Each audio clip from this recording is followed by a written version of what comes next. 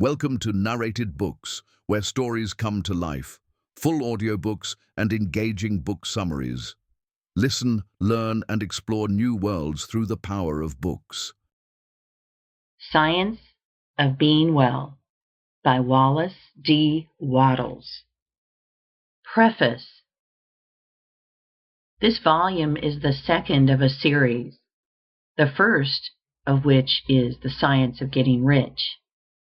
As that book is intended solely for those who want money, so this is for those who want health and who want a practical guide and handbook, not a philosophical treatise. It is an instructor in the use of the universal principle of life, and my effort has been to explain the way in so plain and simple a fashion that the reader, though he may have given no previous study to New Thought or metaphysics, may readily follow it to perfect health. While retaining all essentials, I have carefully eliminated all non-essentials. I have used no technical, abstruse, or difficult language, and have kept the one point in view at all times. As its title asserts, the book deals with science, not speculation, the monistic theory of the universe, the theory that matter, mind, consciousness, and life are all manifestations of one substance, is now accepted by most thinkers.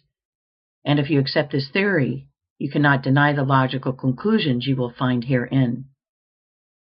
Best of all, the methods of thought and action prescribed have been tested by the author in his own case, and in the case of hundreds of others during 12 years of practice, with continuous and unfailing success. I can say of the science of being well that it works, and that whatever its laws are compiled with, it can no more fail to work than the science of geometry can fail to work. If the tissues of your body have not been so destroyed that continued life is impossible, you can get well. And if you will think and act in a certain way, you will get well. If the reader wishes to fully understand the monistic theory of the cosmos, he is recommended to read Hegel and Emerson, to read also The Eternal News, a pamphlet by J. Brown, 300 Cathcart Road, Govan Hill, Glasgow, Scotland. Some enlightenment may also be found in a series of articles by the author, which were published in the Nautilus, Holyoke, Massachusetts, during the year 1909, under the title, What is Truth?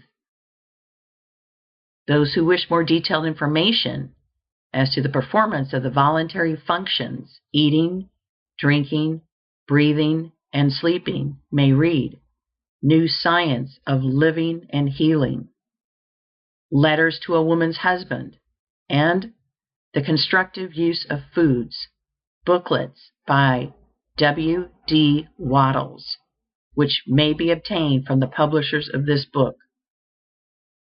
I would also recommend the writings of Horace Fletcher and of Edward Hooker Dewey. Read all these, if you like, as a sort of buttress to your faith.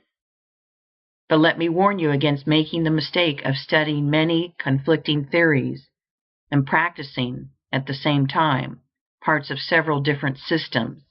For if you get well, it must be by giving your whole mind to the right way of thinking and living. Remember that the science of being well claims to be a complete and sufficient guide in every particular. Concentrate upon the way of thinking and acting it prescribes, and follow it in every detail, and you will get well, or if you are already well, you will remain so. Trusting that you will go on until the priceless blessing of perfect health is yours, I remain, very truly yours, Wallace D. Wattles. End of preface. Chapter 1. The Principle of Health.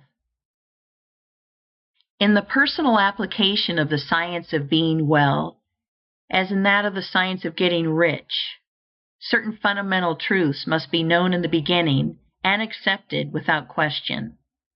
Some of these truths we state here. The perfectly natural performance of function constitutes health, and the perfectly natural performance of function results from the natural action of the principle of life. There is a principle of life in the universe. It is the one living substance from which all things are made. This living substance permeates, penetrates, and fills the interspaces of the universe. It is in and through all things, like a very refined, indiffusible ether.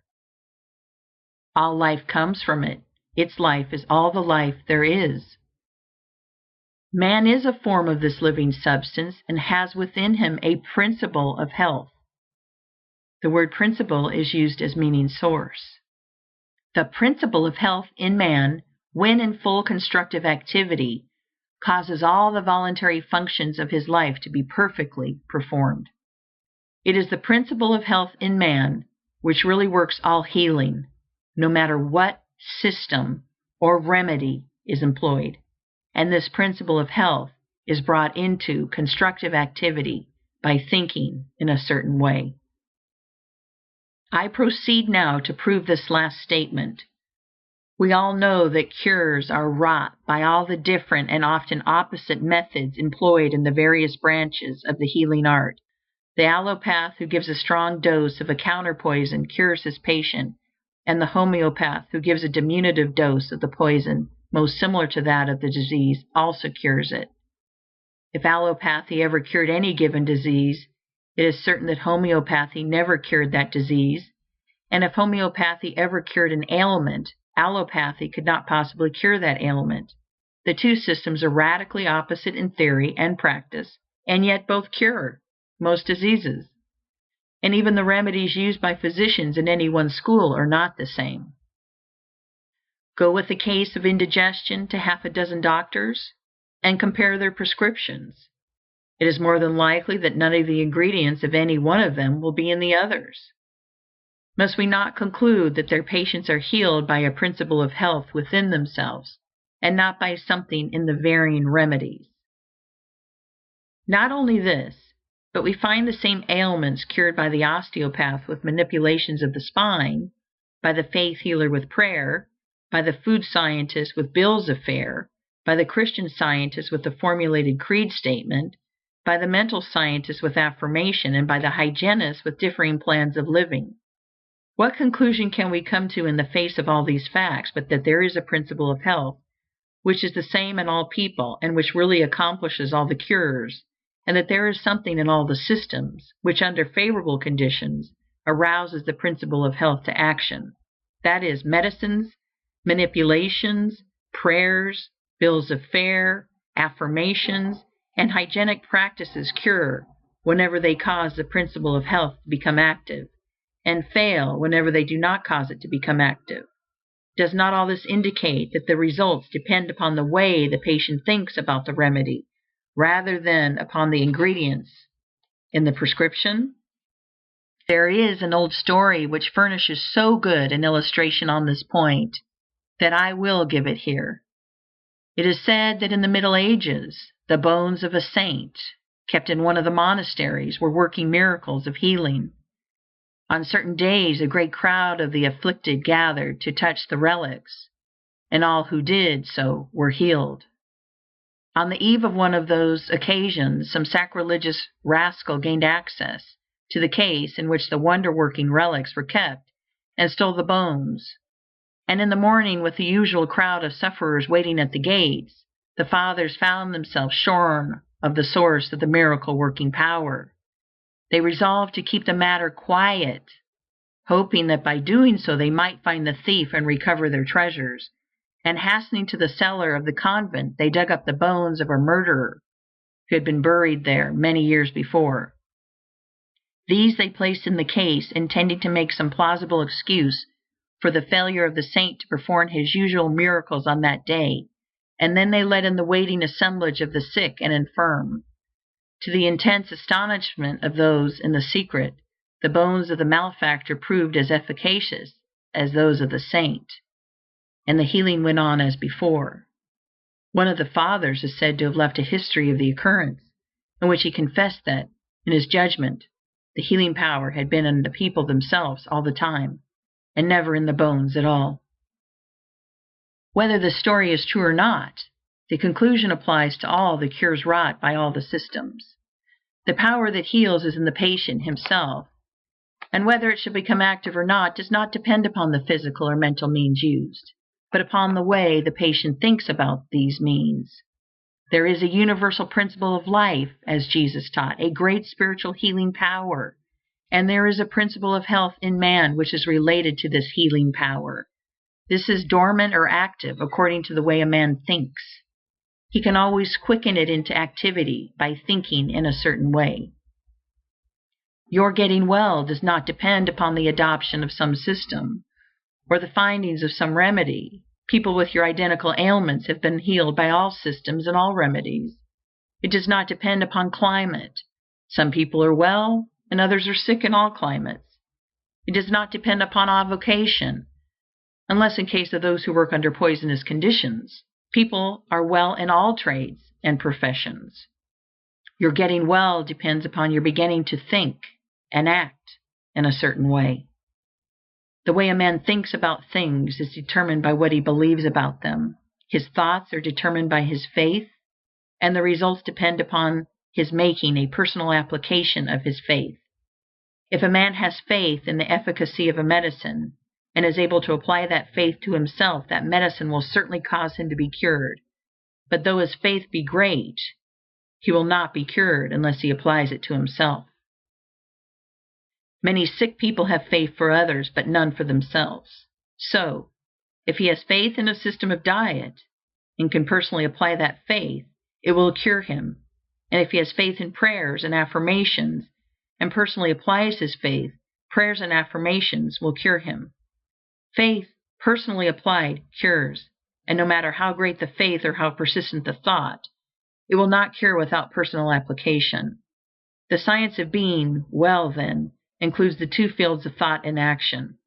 To be well, it is not enough that man should merely think in a certain way. He must apply his thought to himself, and he must express and externalize it in his outward life by acting in the same way that he thinks. End of Chapter 1. Chapter 2. The Foundations of Faith.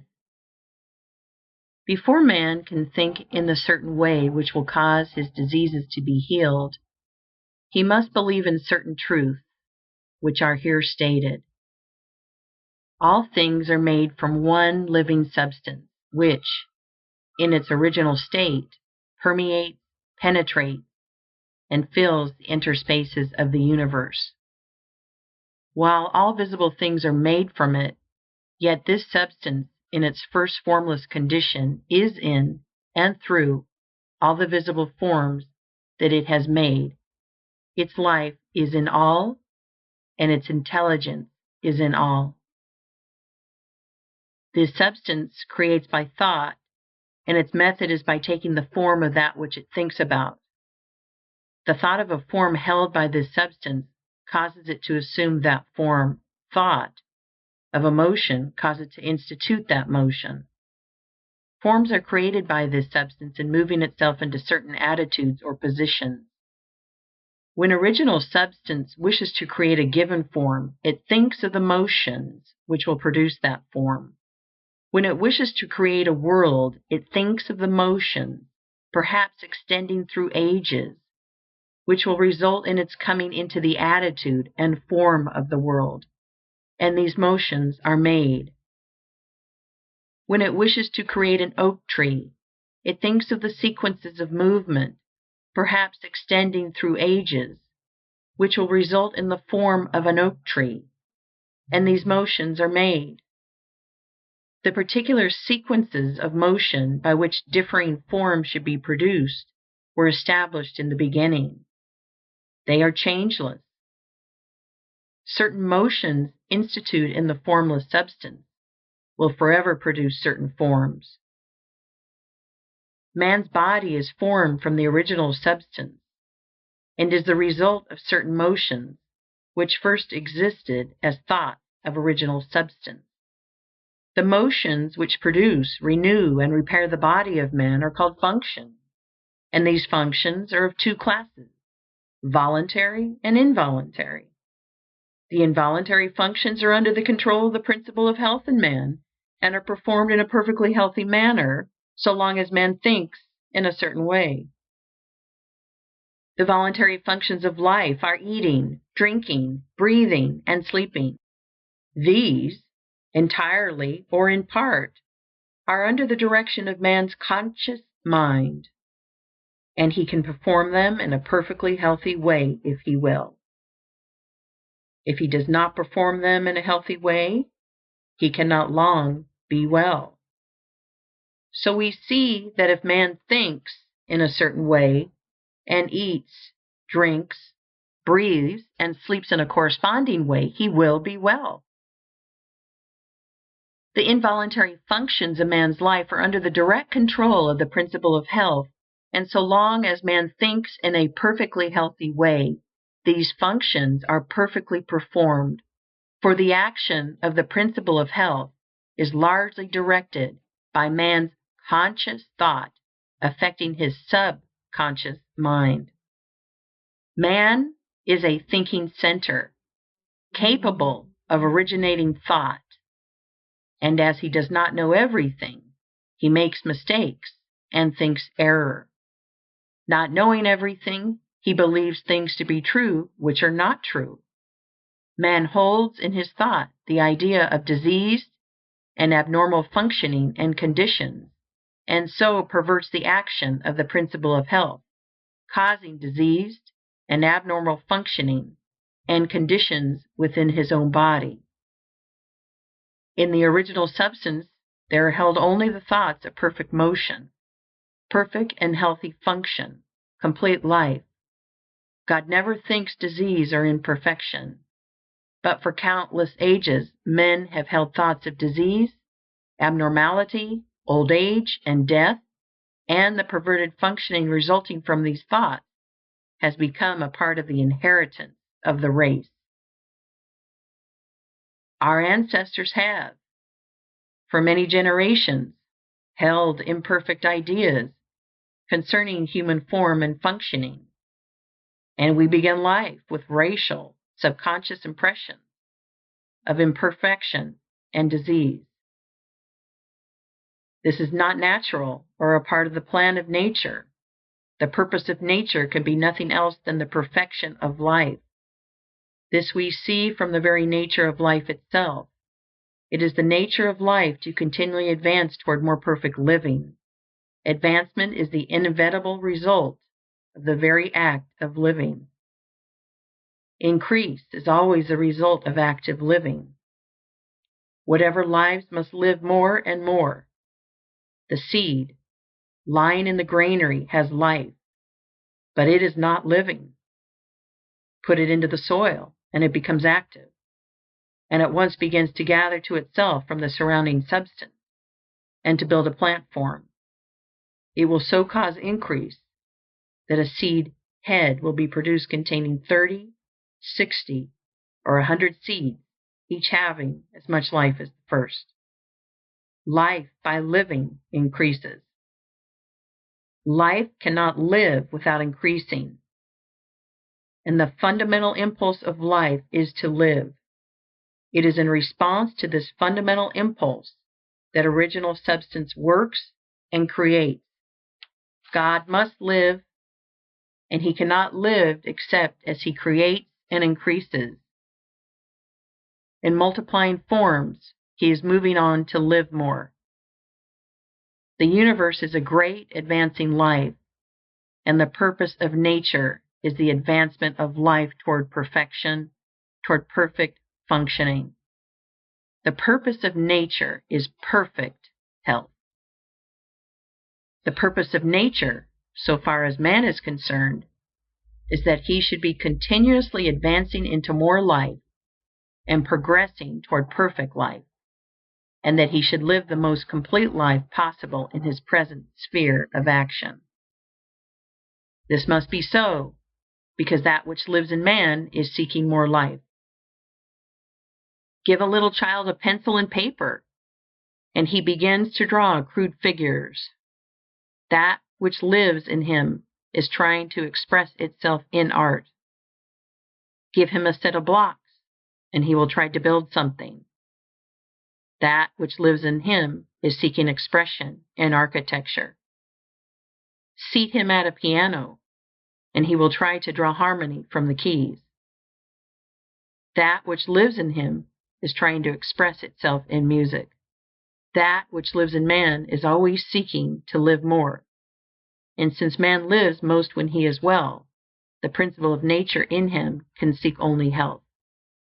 The natural state of man is a state of perfect health, and everything in him and in nature tends toward health. Sickness can have no place in the thought of original substance, for it is by its own nature continually impelled toward the fullest and most perfect life, therefore toward health. Man, as he exists in the thought of the formless substance, has perfect health. Disease, which is abnormal or perverted function, motion, imperfectly made, or made in the direction of an imperfect life, has no place in the thought of the thinking stuff. The Supreme Mind never thinks of disease. Disease was not created or ordained by God or sent forth from Him. It is wholly a product of separate consciousness, of the individual thought of man. God, the formless substance, does not see disease, think disease, know disease, or recognize disease. Disease is recognized only by the thought of man. God thinks nothing but health. From all the foregoing, we see that health is a fact or truth in the original substance from which we are all formed, and that disease is imperfect functioning, resulting from the imperfect thoughts of men, past and present. If man's thoughts of himself had always been those of perfect health, man could not possibly now be otherwise than perfectly healthy. Man in perfect health is the thought of original substance, and man in imperfect health is the result of his own failure to think perfect health and to perform the voluntary functions of life in a healthy way. We will here arrange in a syllabus the basic truths of the science of being well. There is a thinking substance from which all things are made, and which, in its original state, permeates, penetrates, and fills the interspaces of the universe. It is the life of all. The thought of a form in this substance causes the form. The thought of a motion produces the motion. In relation to man, the thoughts of this substance are always of perfect functioning and perfect health. Man is a thinking center, capable of original thought, and his thought has power over his own functioning. By thinking imperfect thoughts, he has caused imperfect and perverted functioning, and by performing the voluntary functions of life in a perverted manner, he is assisted in causing disease. If man will think only thoughts of perfect health, he can cause within himself the functioning of perfect health. All the power of life will be exerted to assist him.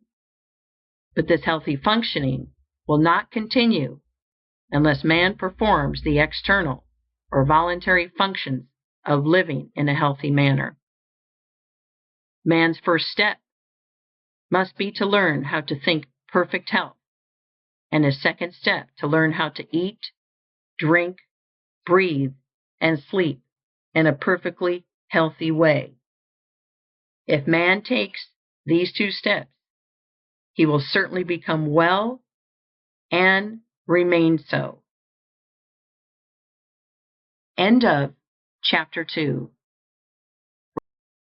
Chapter 3. Life and its organisms. The human body is the abiding place of an energy which renews it when worn, which eliminates waste or poisonous matter, and which repairs the body when broken or injured. This energy we call life. Life is not generated or produced within the body. It produces the body. The seed which has been kept in the storehouse for years will grow when planted in the soil. It will produce a plant. But the life in the plant is not generated by its growing. It is the life which makes the plant grow. The performance of function does not cause life. It is life which causes function to be performed. Life is first, function afterward. It is life which distinguishes organic from inorganic matter, but it is not produced after the organization of matter. Life is the principle or force which causes organization. It builds organisms. It is a principle or force inherent in original substance. All life is one. This life principle of the all is the principle of health in man, and becomes constructively active whenever man thinks in a certain way. Whoever therefore thinks in this certain way will surely have perfect health if his external functioning is in conformity with his thought. But the external functioning must conform to the thought. Man cannot hope to be well by thinking health, if he eats, drinks, breathes, and sleeps like a sick man. The universal life principle, then, is the principle of health in man. It is one with original substance. There is one original substance from which all things are made. This substance is alive, and its life is the principle of life, the universe. This substance has created from itself all the forms of organic life by thinking them, or by thinking the motions and functions which produce them. Original substance thinks only health, because it knows all truth. There is no truth which is not known in the Formless, which is all, and in all. It not only knows all truth, but it has all power. Its vital power is the source of all the energy there is.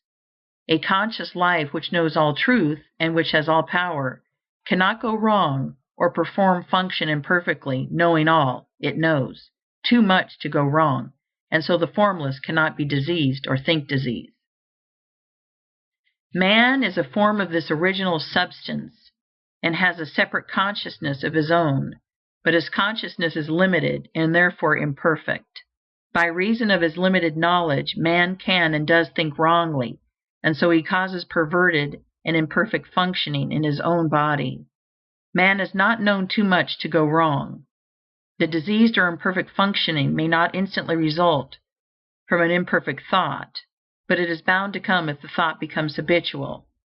Any thought continuously held by man tends to the establishment of the corresponding condition in his body. Also, man has failed to learn how to perform the voluntary functions of his life in a healthy way.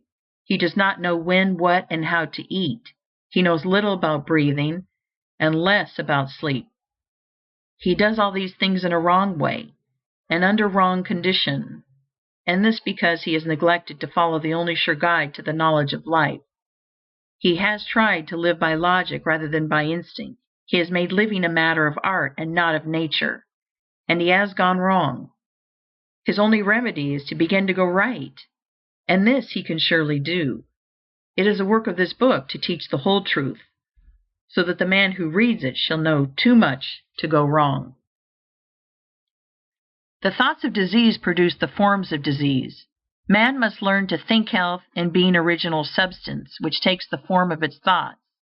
He will become the form of health and manifest perfect health in all his functioning.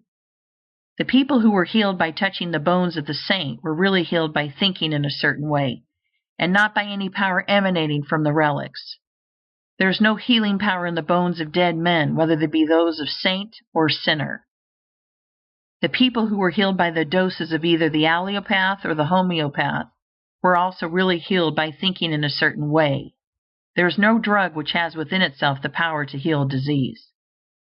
The people who have been healed by prayers and affirmations were also healed by thinking in a certain way. There is no curative power in strings of words. All the sick who have been healed by whatsoever system have thought in a certain way, and a little examination will show us what this way is. The two essentials of the way are faith and a personal application of the faith. The people who touched the saint's bones had faith, and so great was their faith that in the instant they touched the relics, they severed all mental relations with disease and mentally unified themselves with health. This change of mind was accompanied by an intense devotional feeling which penetrated to the deepest recesses of their souls, and so aroused the principle of health to powerful action. By faith they claimed that they were healed, or appropriated health to themselves, and in full faith they ceased to think of themselves in connection with disease and thought of themselves only in connection with health. These are the two essentials to thinking in the certain way which will make you well. First, claim or appropriate health by faith, and second, sever all mental relations with disease and enter into mental relations with health. That which we make ourselves mentally, we become physically, and that with which we unite ourselves mentally, we become unified with physically. If your thought always relates you to disease, then your thought becomes a fixed power to cause disease within you. And if your thought always relates you to health, then your thought becomes a fixed power exerted to keep you well. In the case of the people who are healed by medicines, the result is obtained in the same way. They have, consciously or unconsciously, sufficient faith in the means used to cause them to sever mental relations with disease and enter into mental relations with health. Faith may be unconscious. It is possible for us to have a subconscious or inbred faith in things like medicine, in which we do not believe to any extent objectively, and this subconscious faith may be quite sufficient to quicken the principle of health into constructive activity. Many who have little conscious faith are healed in this way, while many others who have great faith in the means are not healed, because they do not make the personal application to themselves. Their faith is general, but not specific for their own cases. In the science of being well, we have two main points to consider. First, how to think with faith, and second, how to so apply the thought to ourselves as to quicken the principle of health into constructive activity. We begin by learning what to think. End of Chapter 3. Chapter 4. What to think.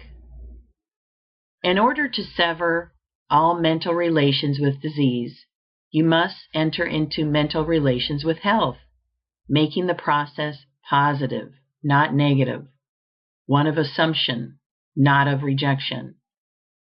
You are to receive or appropriate health rather than to reject and deny disease. Denying disease accomplishes next to nothing. It does little good to cast out the devil and leave the house vacant, for he will presently return with others worse than himself. When you enter into full and constant mental relations with health, you must of necessity cease all relationship with disease. The first step in the science of being well is, then, to enter into complete thought connection with health. The best way to do this is to form a mental image or picture of yourself as being well, imagining a perfectly strong and healthy body, and to spend sufficient time in contemplating this image to make it your habitual thought of yourself. This is not so easy as it sounds.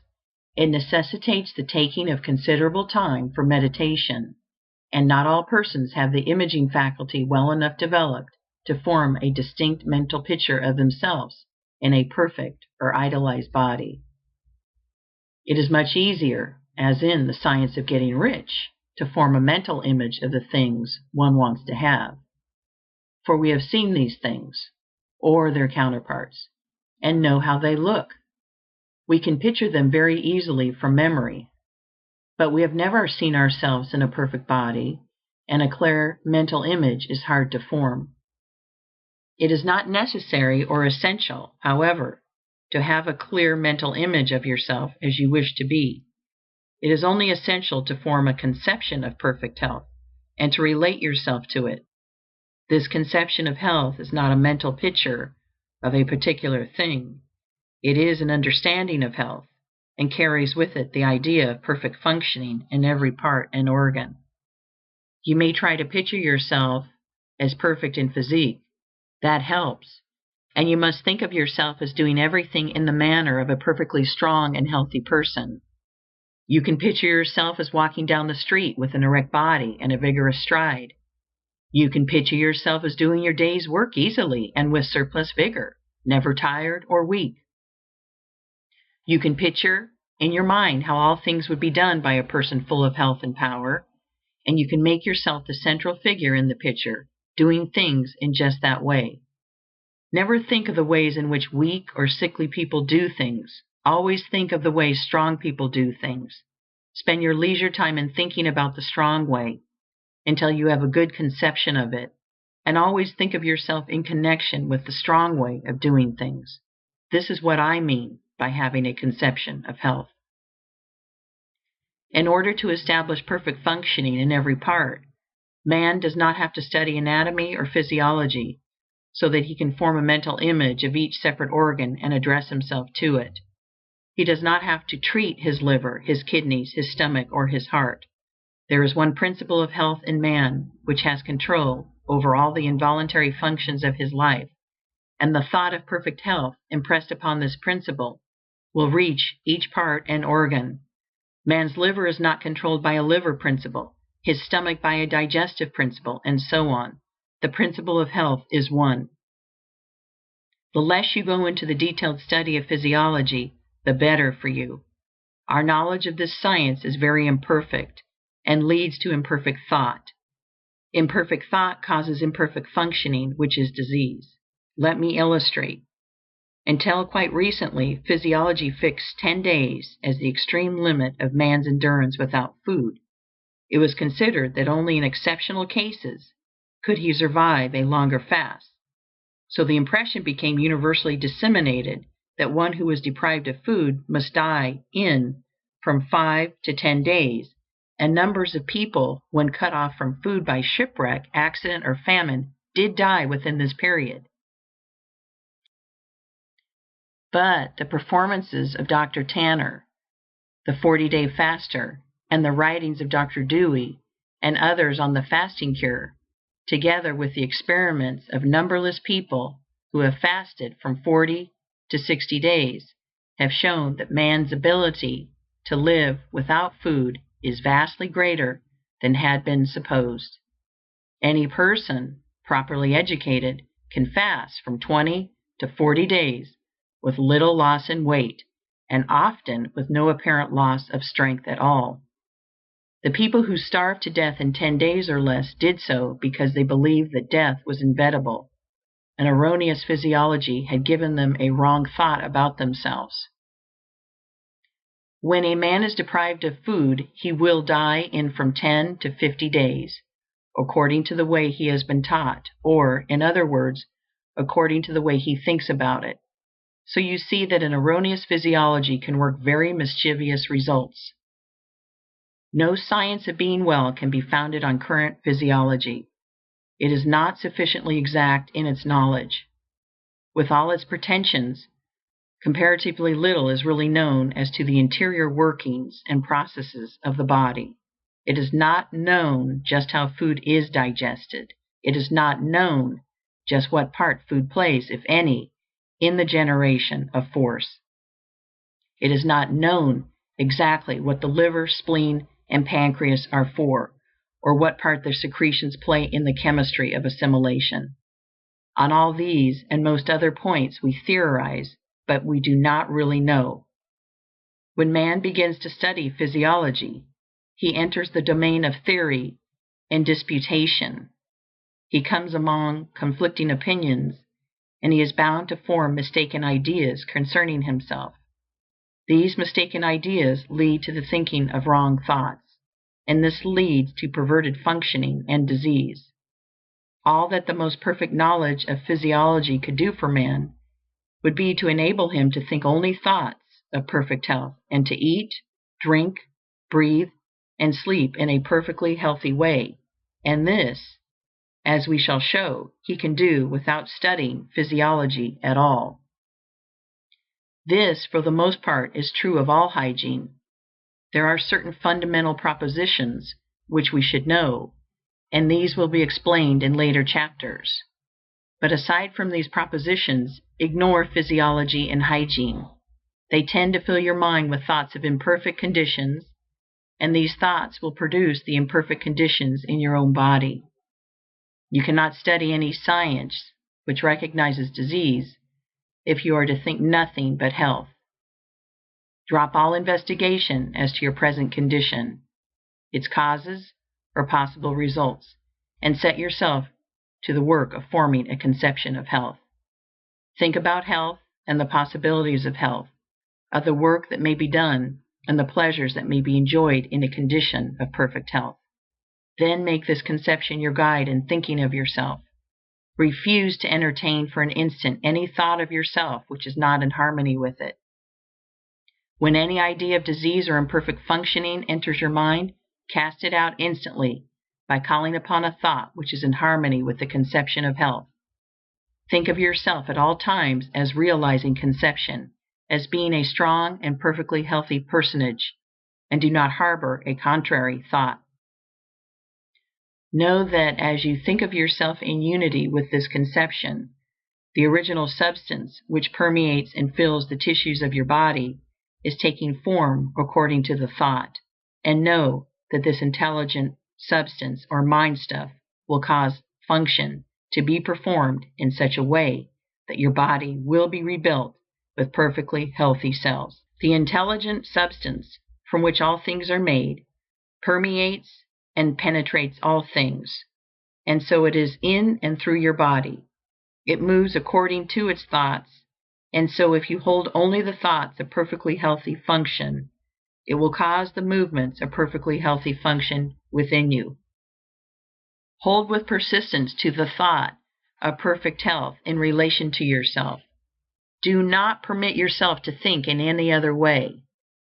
Hold this thought with perfect faith that it is the fact, the truth. It is the truth so far as your mental body is concerned. You have a mind body and a physical body. The mind body takes form just as you think of yourself, and any thought which you hold continuously is made visible by the transformation of the physical body into its image. Implanting the thought of perfect functioning in the mind body will, in due time, cause perfect functioning in the physical body. The transformation of the physical body into the image of the ideal held by the mind body is not accomplished instantaneously. We cannot transfigure our physical bodies as well as Jesus did. In the creation and recreation of forms, substance moves along the fixed lines of growth it has established, and the impression upon it of the health thought causes the healthy body to be built cell by cell. Holding only thoughts of perfect health will ultimately cause perfect functioning, and perfect functioning will in due time produce a perfectly healthy body. It may be as well to condense this chapter into a syllabus. Your physical body is permeated and fitted with an intelligent substance, which forms a body of mind stuff. This mind stuff controls the functioning of your physical body. A thought of disease or of imperfect function impressed upon the mind stuff causes disease or imperfect functioning in the physical body. If you are diseased, it is because wrong thoughts have made impressions on this mind stuff. These may have been either your own thoughts or those of your parents. We begin life with many subconscious impressions, both right and wrong. But the natural tendency of all mind is toward health. And if no thoughts are held in the conscious mind save those of health, all internal functioning will come to be performed in a perfectly healthy manner.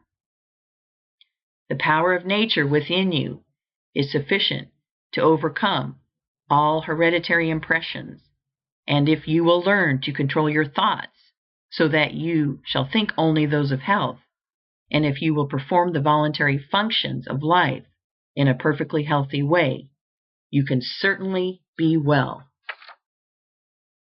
End of Chapter 4. Record Chapter 5. Faith. The principle of health is moved by faith.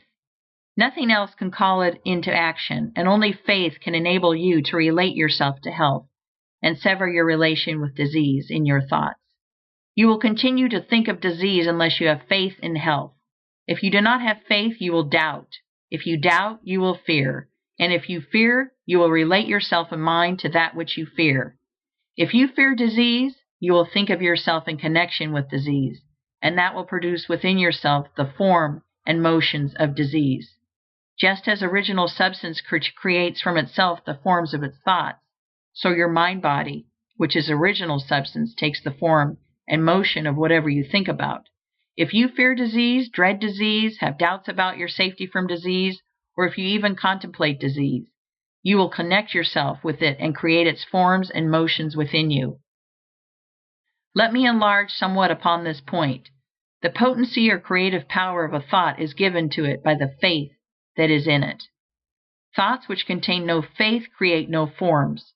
The formless substance, which knows all truth, and therefore thinks only truth, has perfect faith in every thought, because it thinks only truth, and so all its thoughts create. But if you will imagine a thought in formless substance in which there was no faith, you will see that such a thought could not cause the substance to move or take form. Keep in mind the fact that only those thoughts which are conceived in faith have creative energy.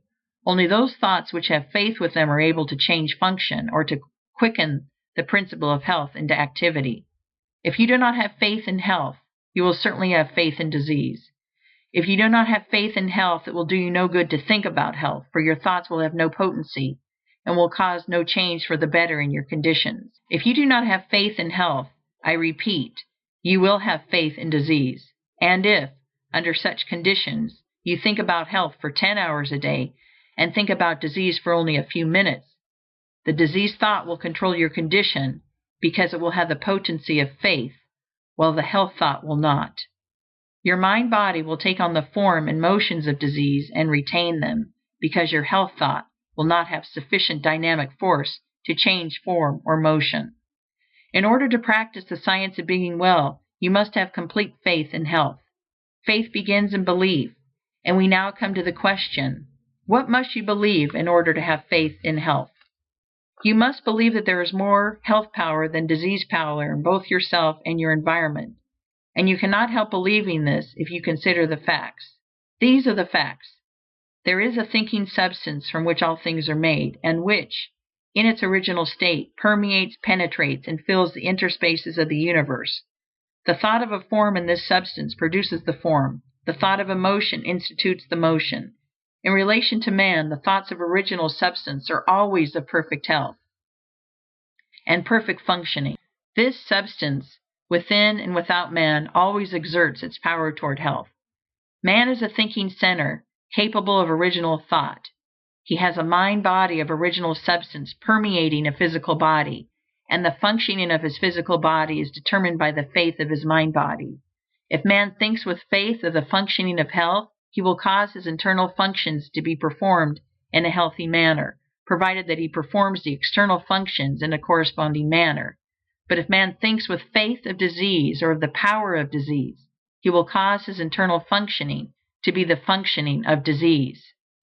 The original intelligent substance is in man, moving towards health, and it is pressing upon him from every side. Man lives, moves, and has his being in a limitless ocean of health power, and he uses this power according to his faith. If he appropriates it and applies it to himself, it is all his, and if he unifies himself with it by unquestioning faith, he cannot fail to attain health, for the power of this substance is all the power there is. A belief in the above statements is a foundation for faith in health. If you believe them, you believe that health, the natural state of man, and that man lives in the midst of universal health, that all the power of nature makes for health, and that health is possible to all and can surely be attained by all. You will believe that the power of health in the universe is 10,000 times greater than that of disease. In fact, that disease has no power whatever, being only the result of perverted thought and faith. And if you believe that health is possible to you, and that it may surely be attained by you, and that you know exactly what to do in order to attain it, you will have faith in health. You will have this faith and knowledge if you read this book through with care and determine to believe in and practice its teachings. It is not merely the possession of faith, but the personal application of faith, which works healing. You must claim health in the beginning and form a conception of health, and as far as may be of yourself as a perfectly healthy person, and then, by faith, you must claim that you are realizing this conception. Do not assert with faith that you are going to get well. Assert with faith that you are well. Having faith in health and applying it to yourself means having faith that you are healthy, and the first step in this is to claim that it is the truth. Mentally take the attitude of being well. Do not say anything or do anything which contradicts this attitude. Never speak a word or assume a physical attitude which does not harmonize with this claim. I am perfectly well.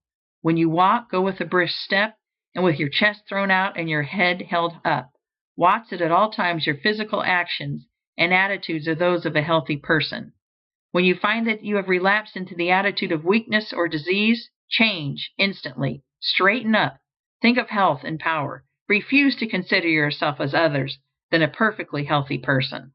One greatest aid, perhaps the greatest aid, in applying your faith you will find in the exercise of gratitude. Whenever you think of yourself or of your advancing condition, give thanks to the great intelligent substance for the perfect health you are enjoying. Remember that, as Swedenborg taught, there is a continual inflow of life from the Supreme, which is received by all created things according to their forms, and by man according to his faith. Health from God is continually being urged upon you, and when you think of this, lift up your mind reverently to Him, and give thanks that you have been led to the truth and into perfect health of mind and body. Be all the time in a grateful frame of mind, and let gratitude be evident in your speech. Gratitude will help you to own and control your own field of thought. Whenever the thought of disease is presented to you, instantly claim health and thank God for the perfect health you have. Do this so that there shall be no room in your mind for a thought of ill. Every thought connected in any way with ill health is unwelcome, and you can close the door of your mind in its face by asserting that you are well, and by reverently thanking God that it is so. Soon the old thoughts will return no more. Gratitude has a twofold effect. It strengthens your own faith, and it brings you into close and harmonious relations with the Supreme. You believe that there is one intelligent substance from which all life and all power come. You believe that you receive your own life from this substance, and you relate yourself closely to it by feeling continuous gratitude. It is easy to see that the more closely you relate yourself to the source of life, the more readily you may receive life from it, and it is easy also to see that your relation to it is a matter of mental attitude. We cannot come into physical relationship with God, for God is mind stuff, and we also are mind stuff. Our relation with Him must therefore be a mind relation. It is plain then that the man who feels deep and heartily gratitude will live in closer touch with God than the man who never looks up to Him in thankfulness. The ungrateful or unthankful mind really denies that it receives at all, and so cuts its connection with the Supreme. The grateful mind is always looking toward the Supreme, and is always open to receive from it, and it will receive continually. The principle of health in man receives its vital power from the principle of life in the universe, and man relates himself to the principle of life by faith in health, and by gratitude for the health he receives. Man may cultivate both faith and gratitude by the proper use of his will. End of Chapter 5. Chapter 6. Use of the Will. In the practice of the science of being well, the will is not used to compel yourself to go when you are not really able to go, or to do things when you are not physically strong enough to do them. You do not direct your will upon your physical body, or try to compel the proper performance of internal function by willpower. You direct the will upon the mind, and use it in determining what you shall believe, what you shall think, and to what you shall give your attention. The will should never be used upon any person or thing external to you, and it should never be used upon your own body. The sole legitimate use of the will is in determining to what you shall give your attention and what you shall think about the things to which your attention is given. All belief begins in the will to believe. You cannot always and instantly believe what you will to believe, but you can always will to believe what you want to believe. You want to believe truth about health, and you can will to do so. The statements you have been reading in this book are the truth about health, and you can will to believe them. This must be your first step toward getting well. These are the statements you must will to believe. that there is a thinking substance from which all things are made, and that man receives the principle of health, which is his life, from this substance; that man himself is thinking substance, a mind body permeating a physical body, and that as man's thoughts are, so will the functioning of his physical body be; that if man will think only thoughts of perfect health, he must and will cause the internal and involuntary functioning of his body to be the functioning of health, provided that his external and voluntary functioning and attitude are in accordance with his thoughts. When you will to believe these statements, you must also begin to act upon them. You cannot long retain a belief unless you act upon it. You cannot increase a belief until it becomes faith unless you act upon it, and you certainly cannot expect to reap benefits in any way from a belief so long as you act as if the opposite were true. You cannot long have faith in health if you continue to act like a sick person. If you continue to act like a sick person, you cannot help continuing to think of yourself as a sick person. And if you continue to think of yourself as a sick person, you will continue to be a sick person. The first step toward acting externally like a well person is to begin to act internally like a well person. Form your conception of perfect health, and get into the way of thinking about perfect health until it begins to have a definitive meaning to you. Picture yourself as doing things a strong and healthy person would do, and have faith that you can and will do those things in that way. Continue this until you have a vivid conception of health and what it means to you. When I speak in this book of a conception of health, I mean a conception that carries with it the idea of the way a healthy person looks and does things. Think of yourself in connection with health until you form a conception of how you would live, appear, act, and do things as a perfectly healthy person. Think about yourself in connection with health until you conceive of yourself in imagination as always doing everything in the manner of a well person, until the thought of health conveys the idea of what health means to you. As I have said in a former chapter, you may not be able to form a clear mental image of yourself in perfect health, but you can form a conception of yourself as acting like a healthy person. Form this conception and then think only thoughts of perfect health in relation to yourself and, so far as may be possible, in relation to others. When a thought of sickness or disease is presented to you, reject it. Do not let it get into your mind. Do not entertain or consider it at all. Meet it by thinking health, by thinking that you are well, and by being sincerely grateful for the health you are receiving. Whenever suggestions of disease are coming thick and fast upon, and you are in a tight place, fall back upon the exercise of gratitude. Connect yourself with the Supreme. Give thanks to God for the perfect health He gives you, and you will soon find yourself able to control your thoughts and to think what you want to think. In times of doubt, trial, and temptation, the exercise of gratitude is always a sheet anchor which will prevent you from being swept away. Remember that the great essential thing is to sever all mental relations with disease and to enter into full mental relationship with health. This is the key to all mental healing. It is the whole thing. Here we see the secret of the great success of Christian Science, more than any other formulated system of practice. It insists that its converts shall sever relations with disease and relate themselves fully with health. The healing power of Christian Science is not in its theological formula, nor in its denial of matter, but in the fact that it induces the sick to ignore disease as an unreal thing and accept health by faith as a reality.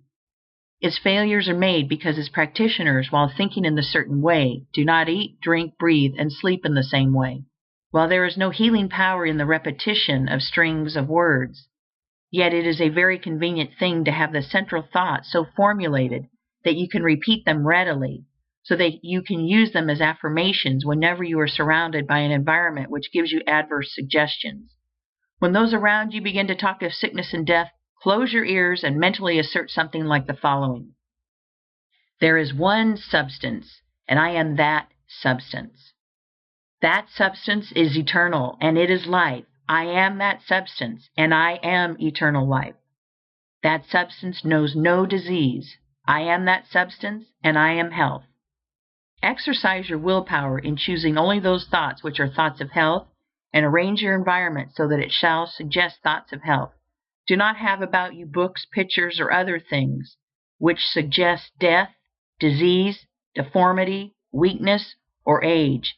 Have only those which convey the ideas of health, power, joy, vitality, and youth. When you are confronted with a book or anything else which suggests disease, do not give it your attention. Think of your conception of health and your gratitude, and affirm as above. Use your willpower to fix your attention upon thoughts of health. In a future chapter I shall touch upon this point again. What I wish to make plain here is that you must think only health, recognize only health, and give your attention only to health, and that you must control thought, recognition, and attention by the use of your will. Do not try to use your will to compel the healthy performance of function within you. The principle of health will attend to that. If you give your attention only to thoughts of health, do not try to exert your will upon the formless to compel it to give you more vitality or power. It is already placing all the power there is at your service. You do not have to use your will to conquer adverse conditions or to subdue unfriendly forces. There are no unfriendly forces. There is only one force, and that force is friendly to you. It is a force which makes for health. Everything in the universe wants you to be well. You have absolutely nothing to overcome but your own habit of thinking in a certain way about disease, and you can do this only by forming a habit of thinking in another certain way about health. Man can cause all the internal functions of his body to be performed in a perfectly healthy manner by continuously thinking in a certain way and by performing the external functions in a certain way. He can think in this certain way by controlling his attention, and he can control his attention by the use of his will. He can decide what things he will think about. End of Chapter 6. Chapter 7. Health from God. I will give a chapter here to explaining how man may receive health from the Supreme. By the Supreme I mean the thinking substance from which all things are made, and which is in all and through all, seeking more complete expression and fuller life.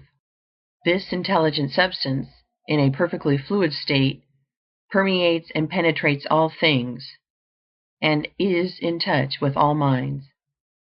It is the source of all energy and power, and constitutes the inflow of life, which Swedenborg saw vitalizing all things.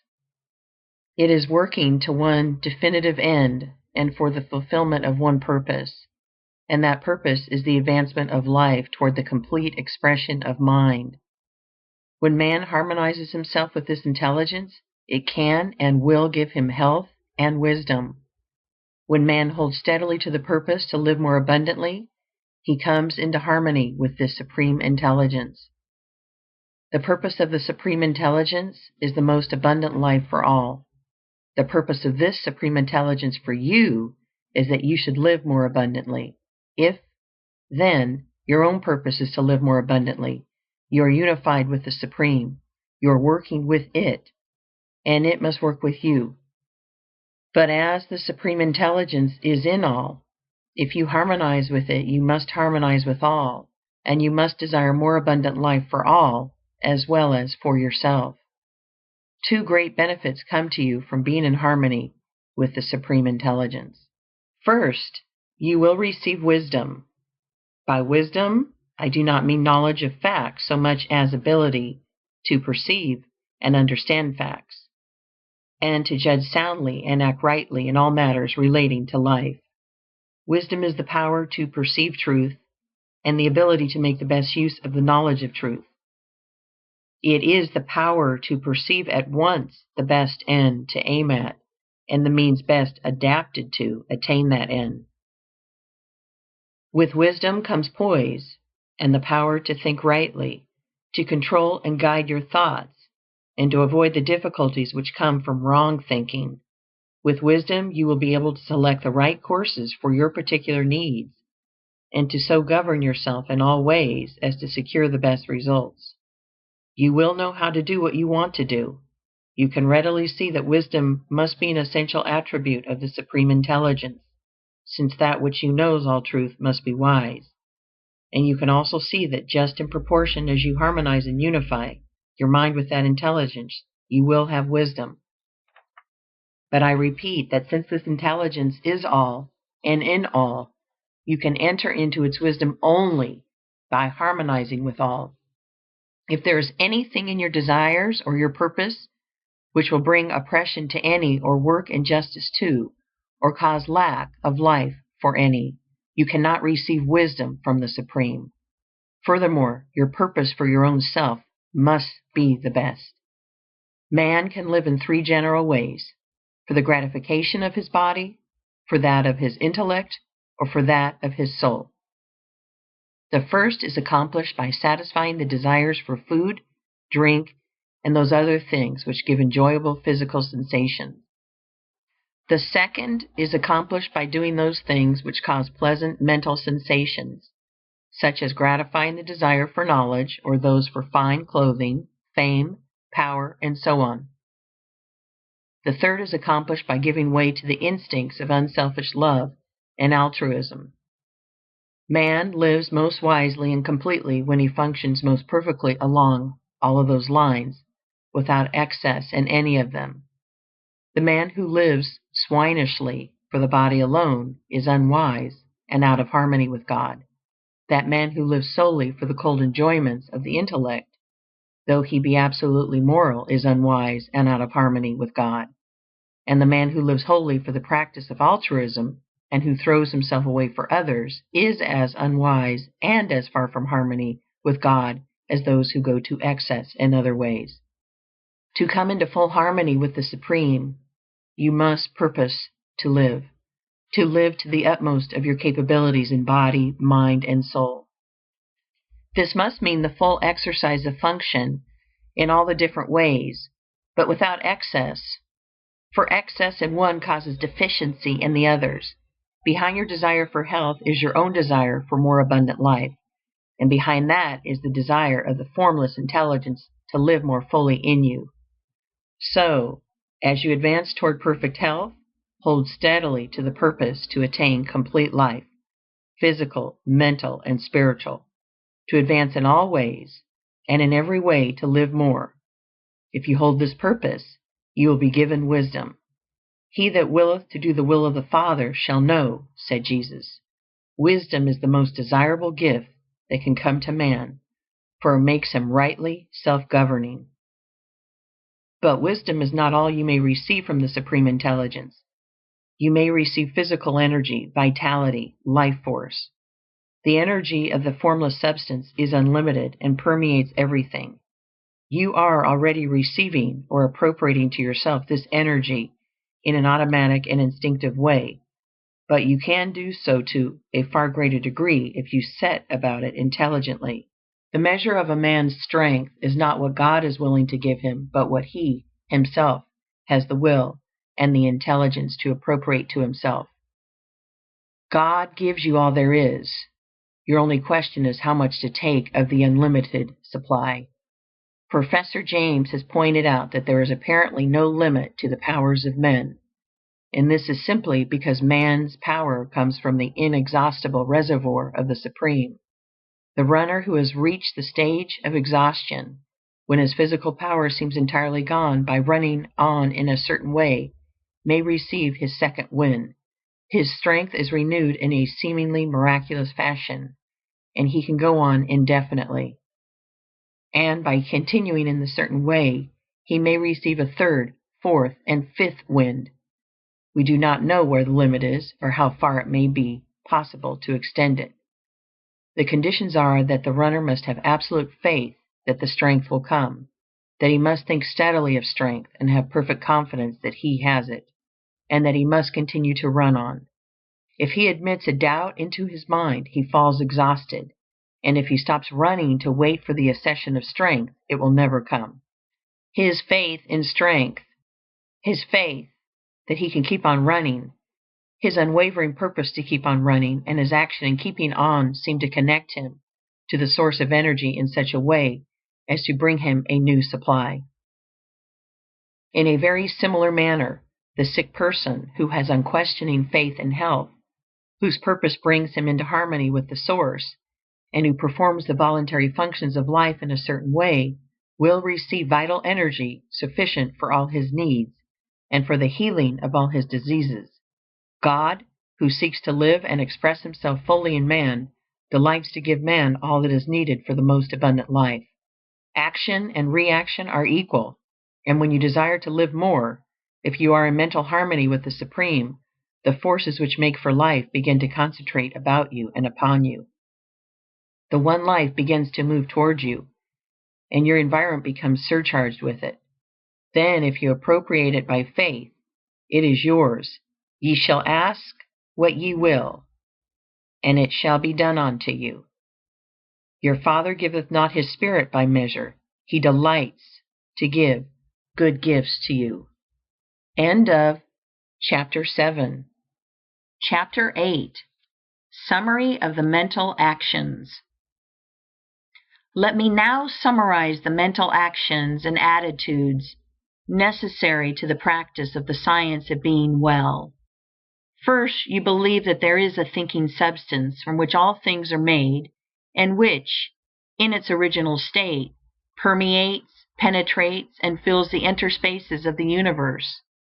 This substance is the life of all, and is seeking to express more life in all. It is the principle of life of the universe, and the principle of health in man. Man is a form of this substance, and draws his vitality from it. He is a mind-body of original substance, permeating a physical body, and the thoughts of his mind-body control the functioning of his physical body. If man thinks no thoughts save those of perfect health, the functions of his physical body will be performed in a manner of perfect health. If you would consciously relate yourself to the All Health, your purpose must be to live fully on every plane of your being.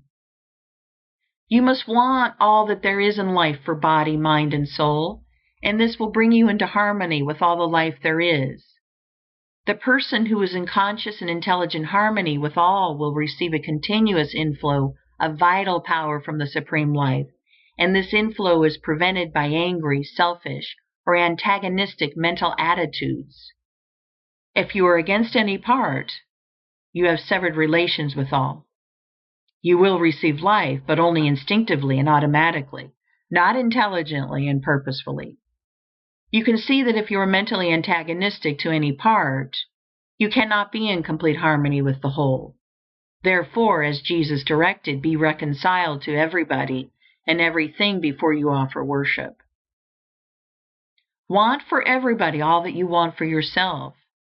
The reader is recommended to read what we have said in a former work concerning the competitive mind and the creative mind. It is very doubtful whether one who has lost health can completely regain it so long as he remains in the competitive mind. Being on the creative or goodwill plane in mind, the next step is to form a conception of yourself as in perfect health, and to hold no thoughts which are not in full harmony with this conception. Have faith that if you think only thoughts of health, you will establish in your physical body the functioning of health, and use your will to determine that you will think only thoughts of health. Never think of yourself as sick or as likely to be sick. Never think of sickness in connection with yourself at all. And, as far as may be, shut out of your mind all thoughts of sickness in connection with others. Surround yourself as much as possible with the things which suggest the ideas of strength and health. Have faith in health, and accept health as an actual present fact in your life. Claim health as a blessing bestowed upon you by the Supreme Life, and be deeply grateful at all times. Claim the blessing by faith. Know that it is yours, and never admit a contrary thought to your mind. Use your willpower to withhold your attention from every appearance of disease in yourself and others. Do not study disease, think about it, nor speak of it. At all times, when the thought of disease is thrust upon you, move forward into the mental position of prayerful gratitude for your perfect health. The mental actions necessary to being well may now be summed up in a single sentence. Form a conception of yourself in perfect health, and think only those thoughts which are in harmony with that conception. That, with faith and gratitude and the purpose to really live, covers all the requirements. It is not necessary to take mental exercises of any kind except as described in Chapter 6, or to do wearying stunts in the way of affirmations and so on. It is not necessary to concentrate the mind on the affected parts. It is far better not to think of any part as affected. It is not necessary to treat yourself by autosuggestion or to have others treat you in any way whatever. The power that heals is the principle of health within you, and to call this principle into constructive action, it is only necessary, having harmonized yourself with the All-Mind, to claim by faith the All-Health, and to hold that claim until it is physically manifested in all the functions of your body. In order to hold this mental attitude of faith, gratitude, and health, however, your external acts must be only those of health. You cannot long hold the internal attitude of a well person if you continue to perform the external acts of a sick person. It is essential not only that your every thought should be a thought of health, but that your every act should be an act of health performed in a healthy manner. If you will make every thought a thought of health, and every conscious act an act of health, it must infallibly follow that every internal and unconscious function shall come to be healthy. For all the power of life is being continually exerted toward health. We shall next consider how you make every act an act of health. End of Chapter 8. Chapter 9. When to Eat. You cannot build and maintain a perfectly healthy body by mental action alone, or by the performance of the unconscious or involuntary functions alone. There are certain actions, more or less voluntary, which have a direct and immediate relation with the continuance of life itself. These are eating, drinking, breathing, and sleeping. No matter what man's thought or mental attitude may be, he cannot live unless he eats, drinks, breathes, and sleeps. And, moreover, he cannot be well if he eats, drinks, breathes, and sleeps in an unnatural or wrong manner. It is therefore vitally important that you should learn the right way to perform these voluntary functions, and I shall proceed to show you this way, beginning with the matter of eating, which is most important. There has been a vast amount of controversy as to when to eat, what to eat, how to eat, and how much to eat. And all this controversy is unnecessary, for the right way is very easy to find. You have only to consider the law which governs all attainment, whether of health, wealth, power, or happiness. And that law is that you must do what you can do now, where you are now. Do every separate act in the most perfect manner possible, and put the power of faith into every action. The processes of digestion and assimilation are under the supervision and control of an inner division of man's mentality, which is generally called the subconscious mind, and I shall use that term here in order to be understood. The subconscious mind is in charge of all the functions and processes of life, and when more food is needed by the body, it makes the fact known by causing a sensation called hunger. Whenever food is needed and can be used, there is hunger, and whenever there is hunger, it is time to eat. When there is no hunger, it is unnatural and wrong to eat, no matter how great may appear to be the need for food. Even if you are in a condition of apparent starvation, with great emaciation, if there is no hunger, you may know that food cannot be used, and it will be unnatural and wrong for you to eat. Though you have not eaten for days, weeks, or months, if you have no hunger, you may be perfectly sure that food cannot be used and will probably not be used if taken. Whenever food is needed, if there is power to digest and assimilate it so that it can be normally used, the subconscious mind will announce the fact by a decided hunger. Food taken when there is no hunger will sometimes be digested and assimilated, because nature makes a special effort to perform the task which is thrust upon her against her will. But if food be habitually taken when there is no hunger, thy digestive power is at last destroyed, and numberless evils caused. If the foregoing be true, and it is indisputably so, it is a self-evident proposition that the natural time and the healthy time to eat is when one is hungry, and that it is never a natural or healthy action to eat when one is not hungry. You see, then, that it is an easy matter to scientifically settle the question when to eat. Always eat when you are hungry, and never eat when you are not hungry.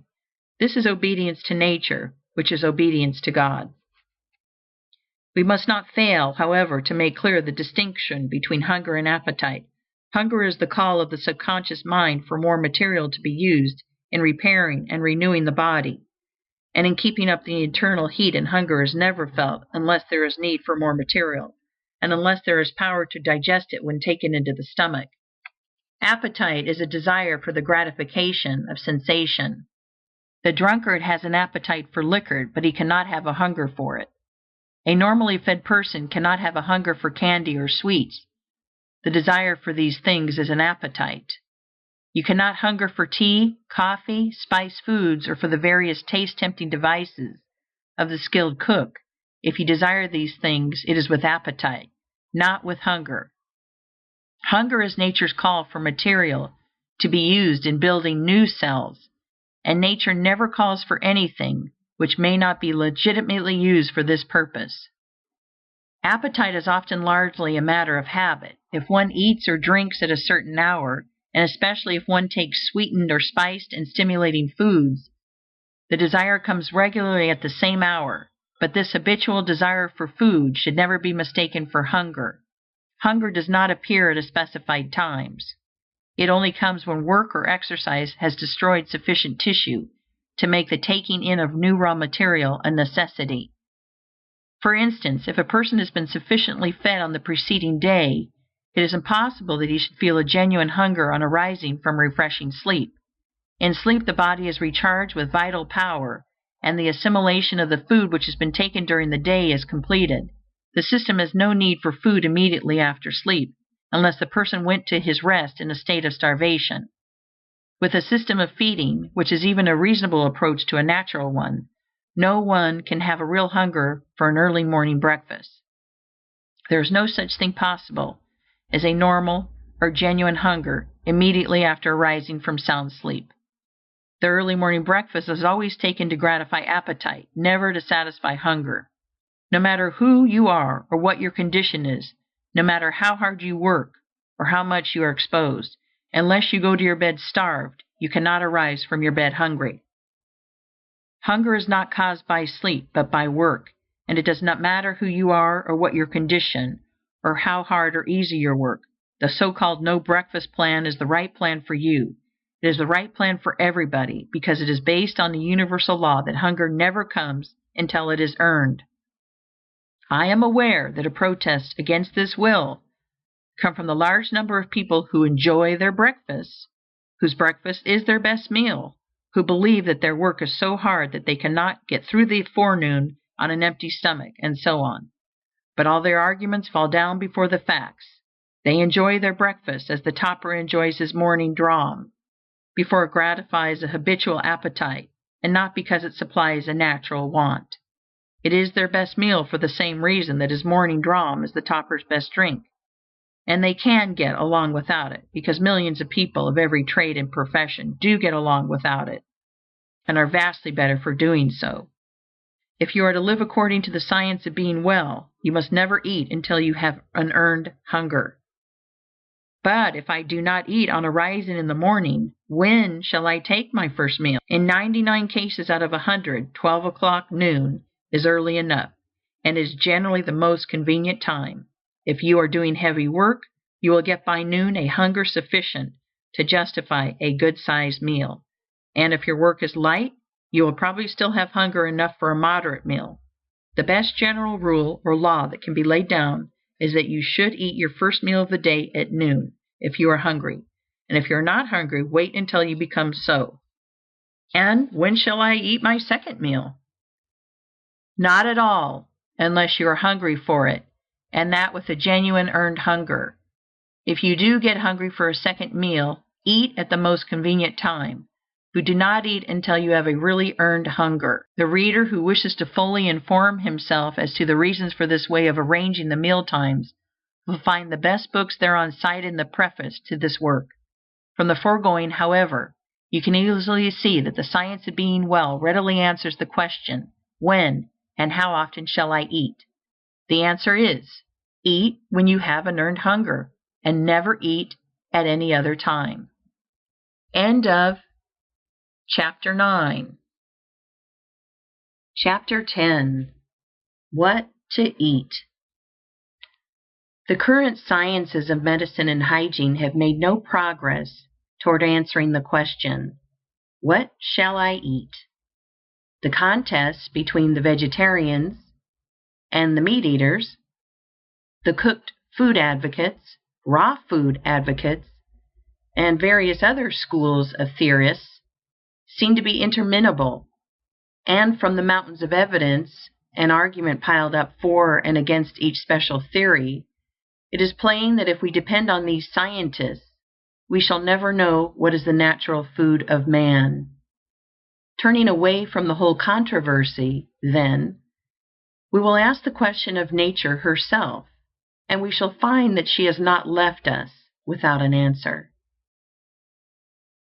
Most of the errors of dietary scientists grow out of a false premise as to the natural state of man.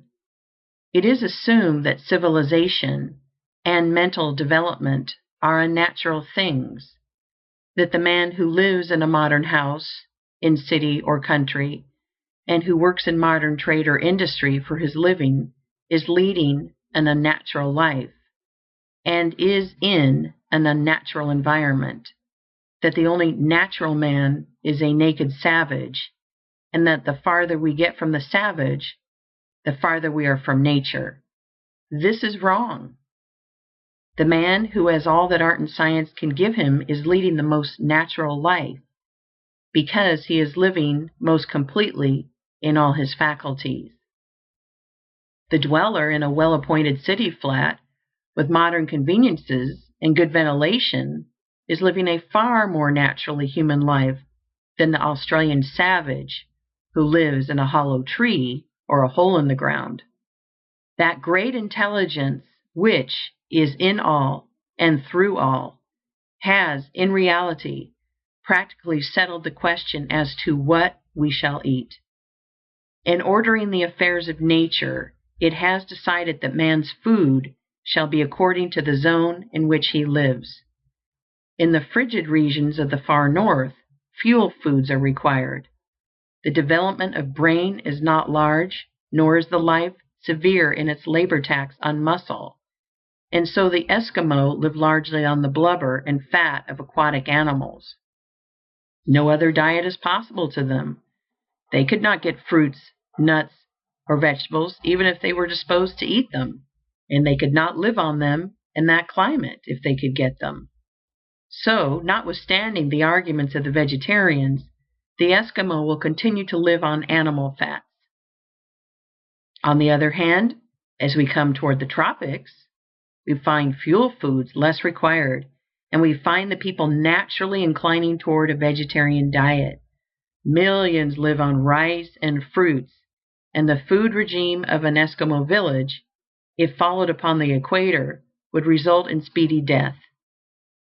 A natural diet for the equatorial regions would be very far from being a natural diet near the North Pole, and the people of either zone, if not interfered with by medical or dietary scientists, will be guided by the all-intelligence which seeks the fullest life in all to feed themselves in the best way for the promotion of perfect health. In general, you can see that God, working in nature and in the evolution of human society and customs, has answered your question as to what you shall eat, and I advise you to take his answer in preference to that of any man. In the temperate zone, the largest demands are made on man in spirit, mind, and body, and here we find the greatest variety of foods provided by nature, and it is really quite useless and superfluous to theorize on the question what the masses shall eat, for they have no choice. They must eat the foods which are staple products of the zone in which they live. It is impossible to supply all the people with a nut and fruit or raw food diet, and the fact that it is impossible is proof positive that these are not the foods intended by nature, for nature, being formed for the advancement of life, has not made the obtaining of the means of life an impossibility. So I say the question, "What shall I eat?" has been answered for you.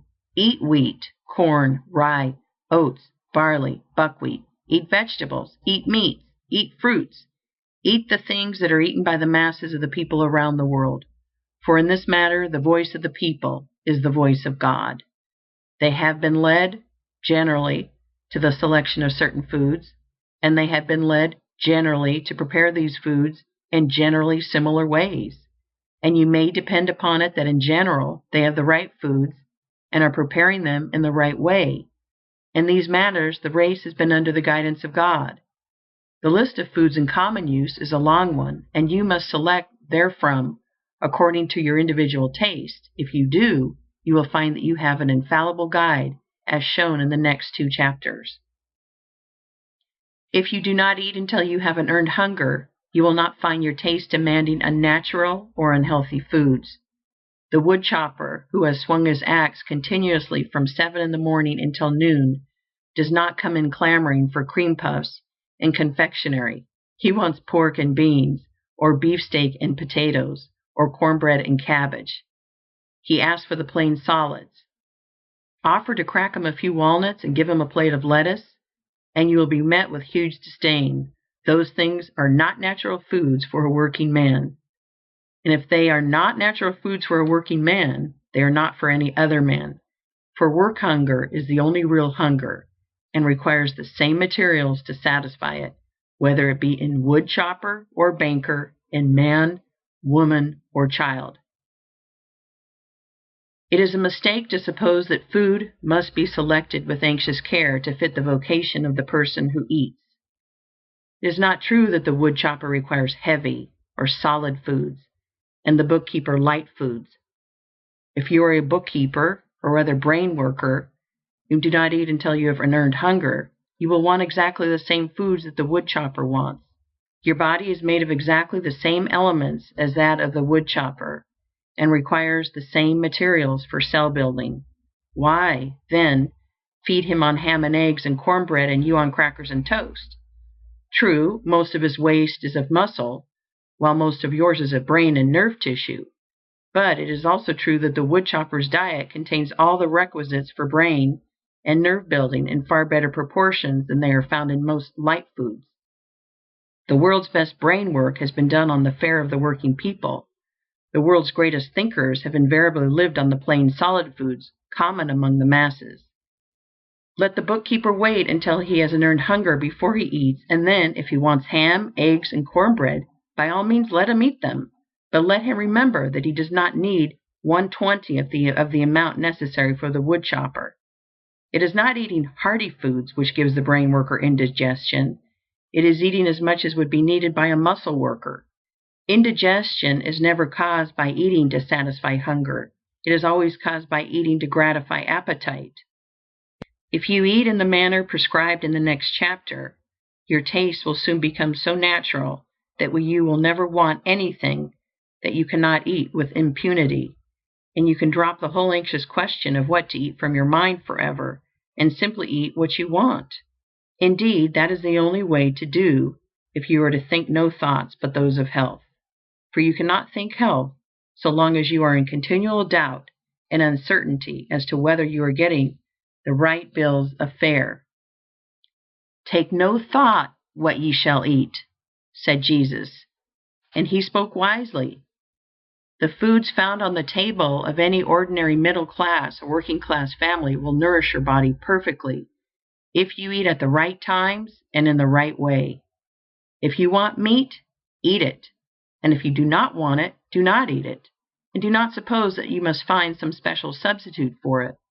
You can live perfectly well on what is left on any table after the meat has been removed. It is not necessary to worry about a varied diet, so as to get in all the necessary elements.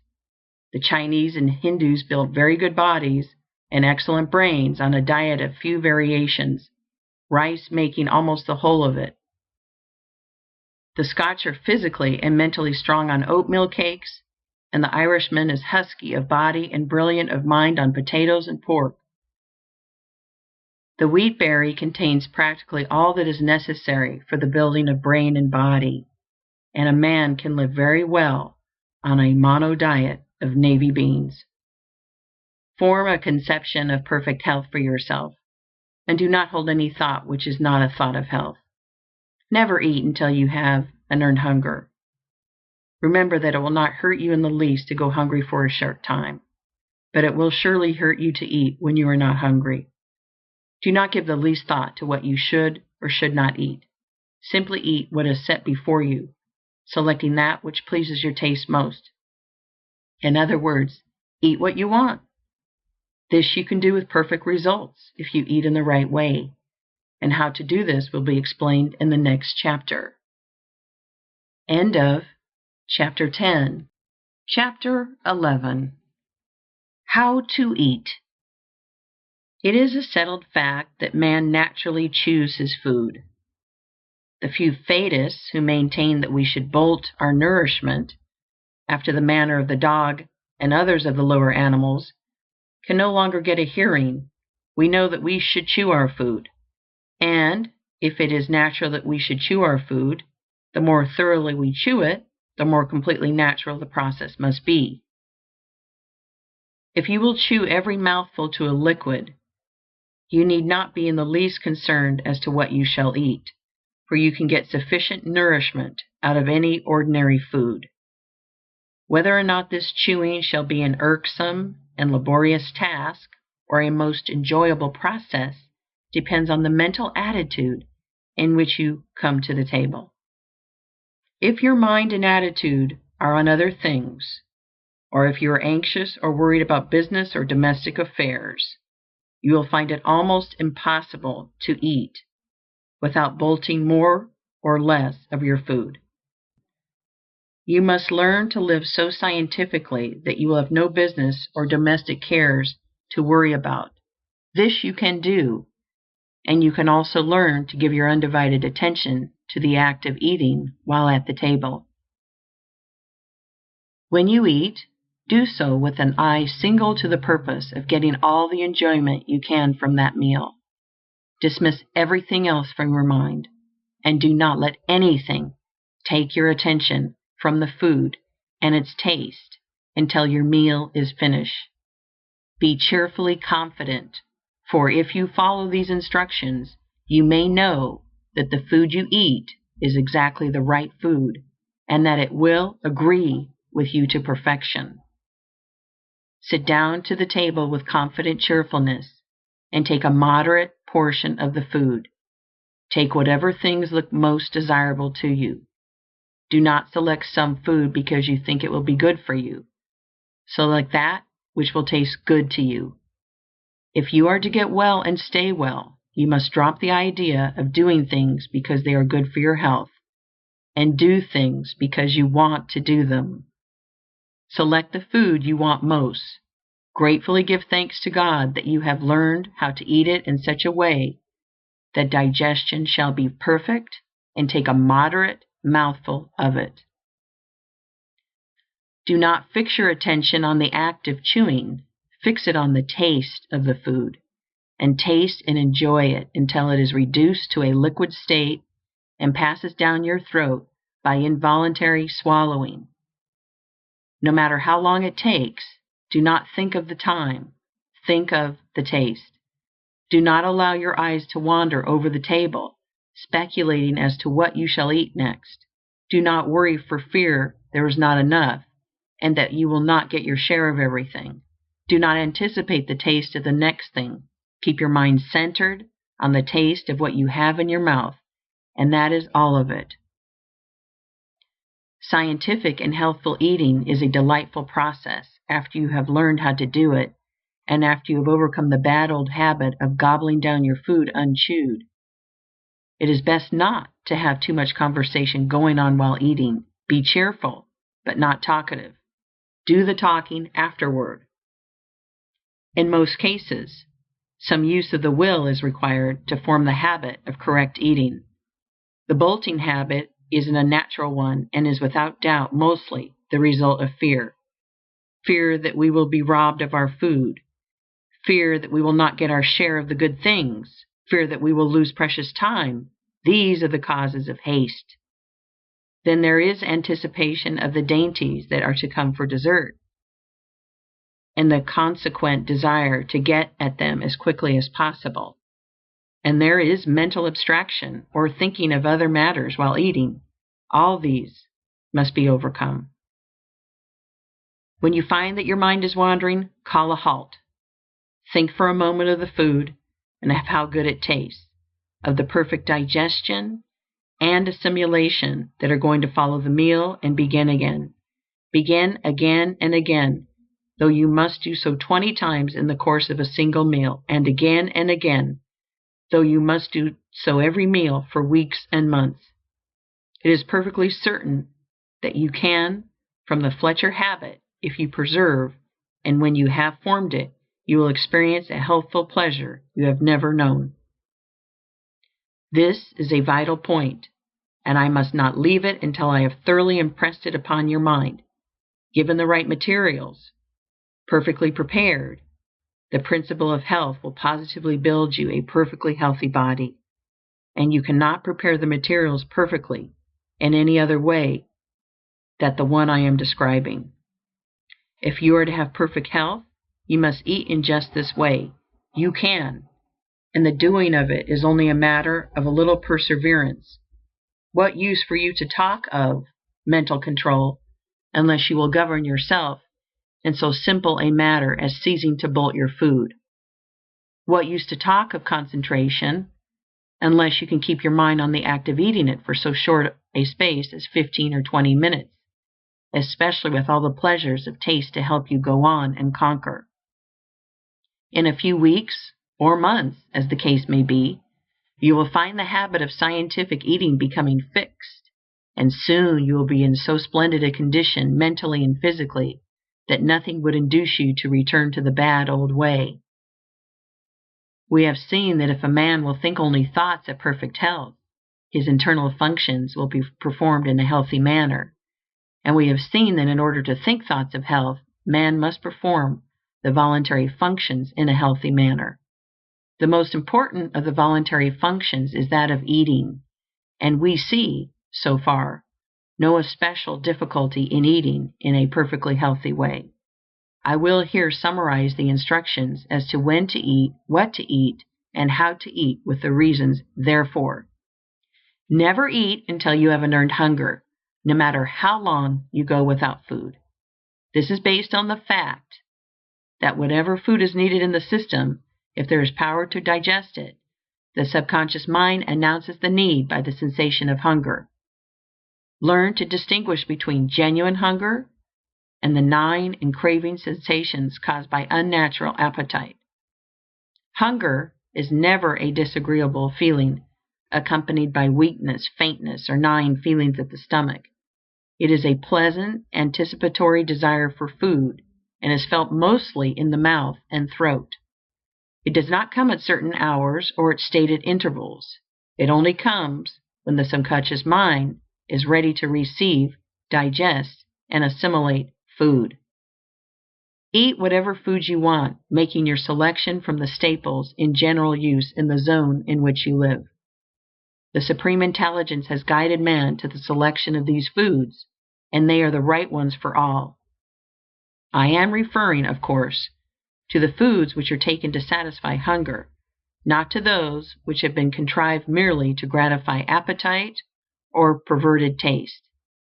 The instinct which has guided the masses of men to make use of the great staples of food to satisfy their hunger is a divine one. God has made no mistake. If you eat these foods, you will not go wrong. Eat your food with cheerful confidence, and get all the pleasure that is to be had from the taste of every mouthful.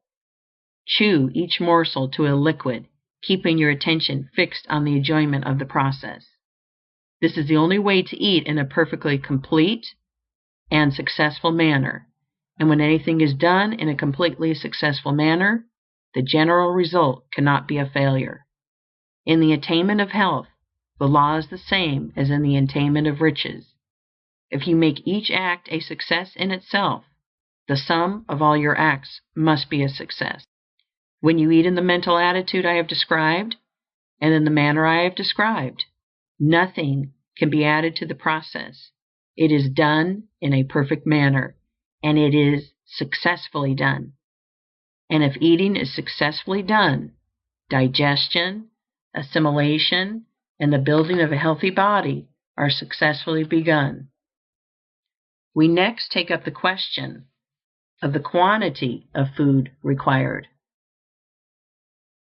End of Chapter 11. Chapter 12. Hunger and Appetites. It is very easy to find the correct answer to the question, how much shall I eat? You are never to eat until you have an earned hunger, and you are to stop eating the instant you begin to feel that your hunger is abating. Never gorge yourself. Never eat to repletion. When you begin to feel that your hunger is satisfied, know that you have enough, for until you have enough, you will continue to feel the sensation of hunger. If you eat as directed in the last chapter, it is probable that you will begin to feel satisfied before you have taken half your usual amount, but stop there all the same. No matter how delightfully attractive the dessert, or how tempting the pie or pudding, do not eat a mouthful of it if you find that your hunger has been in the least degree assuaged by the other foods you have taken. Whatever you eat after your hunger begins to abate is taken to gratify taste and appetite, not hunger, and is not called for by nature at all. It is therefore excess, mere debauchery, and it cannot fail to work mischief. This is a point you will need to watch with nice discrimination, for the habit of eating purely for sensual gratification is very deeply rooted with most of us. The usual dessert of sweet and tempting foods is prepared solely with a view to inducing people to eat after hunger has been satisfied, and all the effects are evil. It is not that pie and cake are unwholesome foods. They are usually perfectly wholesome if eaten to satisfy hunger and not to gratify appetite. If you want pie, cake, pastry, or puddings, it is better to begin your meal with them, finishing with the plainer and less tasty foods. You will find, however, that if you eat as directed in the preceding chapters, the plainest food will soon come to taste like kingly fare to you, for your sense of taste, like all your other senses, will become so acute with the general improvement in your condition that you will find new delights in common things. No glutton ever enjoyed a meal like the man who eats for hunger only, who gets the most out of every mouthful, and who stops on the instant that he feels the edge taken from his hunger. The first intimation that hunger is abating is the signal from the subconscious mind that it is time to quit. The average person who takes up this plan of living will be greatly surprised to learn how little food is really required to keep the body in perfect condition. The amount depends upon the work, upon how much muscular exercise is taken, and upon the extent to which the person is exposed to cold. The wood chopper who goes into the forest in the winter time and swings his axe all day can eat 2 full meals. But the brain worker who sits all day on a chair in a warm room does not need 1/3 and often not 1/10 as much. Most wood choppers eat 2 or 3 times as much, and most brain workers from 3 to 10 times as much as nature calls for, and the elimination of this vast amount of surplus rubbish from their systems is a tax on vital power. The average person who takes up this plan of living will be greatly surprised to learn how little food is really required to keep the body in perfect condition. The amount depends upon the work, upon how much muscular exercise is taken, and upon the extent to which the person is exposed to cold. The wood chopper who goes into the forest in the winter time and swings his axe all day can eat 2 full meals, but the brain worker who sits all day on a chair in a warm room does not need 1/3 and often not 1/10 as much. Most woodchoppers eat 2 or 3 times as much, and most brain workers from 3 to 10 times as much as nature calls for, and the elimination of this vast amount of surplus rubbish from their systems is a tax on vital power, which in time depletes their energy and leaves them an easy prey to so-called disease. Get all possible enjoyment out of the taste of your food, but never eat anything merely because it tastes good, and on the instant that you feel that your hunger is less keen, stop eating. If you will consider for a moment, you will see that there is positively no other way for you to settle these various food questions than by adopting the plan here laid down for you. As to the proper time to eat, there is no other way to decide than to say that you should eat whenever you have an earned hunger. It is a self-evident proposition that it is the right time to eat and that any other is a wrong time to eat. As to what to eat, the eternal wisdom has decided that the masses of men shall eat the staple products of the zones in which they live. The staple foods of your particular zone are the right foods for you, and the eternal wisdom, working in and through the minds of the masses of men, has taught them how best to prepare these foods by cooking and otherwise. And as to how to eat, you know that you must chew your food, and if it must be chewed, then reason tells us that the more thorough and perfect the operation, the better. I repeat that success in anything is attained by making each separate act a success in itself. If you make each action, however small and unimportant, a thoroughly successful action, your day's work as a whole cannot result in failure. If you make the actions of each day successful, the sum total of your life cannot be failure. A great success is the result of doing a large number of little things and doing each one in a perfectly successful way. If every thought is a healthy thought, and if every action of your life is performed in a healthy way, you must soon attain to perfect health. It is impossible to devise a way in which you can perform the act of eating more successfully, and in a manner more in accord with the laws of life, than by chewing every mouthful to a liquid, enjoying the taste fully, and keeping a cheerful confidence the while. Nothing can be added to make the process more successful, while if anything be subtracted, the process will not be a completely healthy one. In the matter of how much to eat, you will also see that there could be no other guide so natural, so safe, and so reliable as the one I have prescribed: to stop eating on the instant you feel that your hunger begins to abate. The subconscious mind may be trusted with implicit reliance to inform us when food is needed, and it may be trusted as implicitly to inform us when the need has been supplied. If all food is eaten for hunger, and no food is taken merely to gratify taste, you will never eat too much. And if you eat whenever you have an earned hunger, you will always eat enough.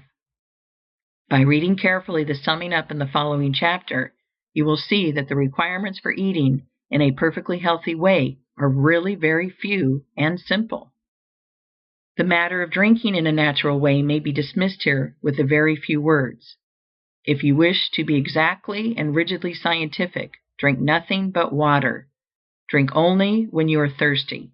Drink whenever you are thirsty, and stop as soon as you feel that your thirst begins to abate. But if you are living rightly in regard to eating, it will not be necessary to practice asceticism or great self-denial in the matter of drinking. You can take an occasional cup of weak coffee without harm. You can, to a reasonable extent, follow the customs of those around you. Do not get the soda fountain habit. Do not drink merely to tickle your palate with sweet liquids. Be sure that you take a drink of water whenever you feel thirst. Never be too lazy, too indifferent, or too busy to get a drink of water when you feel the least thirst. If you obey this rule, you will have little inclination to take strange and unnatural drinks. Drink only to satisfy thirst. Drink whenever you feel thirst, and stop drinking as soon as you feel thirst abating. That is the perfectly healthy way to supply the body with the necessary fluid material for its internal processes. End of Chapter 12. Chapter 13. In a Nutshell. There is a cosmic life which permeates, penetrates, and fills the interspaces of the universe, being in and through all things. This life is not merely a vibration or form of energy, it is a living substance. All things are made from it. It is all and in all. This substance thinks, and it assumes the form of that which it thinks about. The thought of a form in this substance creates the form. The thought of a motion institutes the motion. The visible universe with all its forms and motions exists because it is in the thought of original substance. Man is a form of original substance and can think original thoughts, and within himself man's thoughts have controlling or formative power. The thought of a condition produces that condition. The thought of a motion institutes that motion.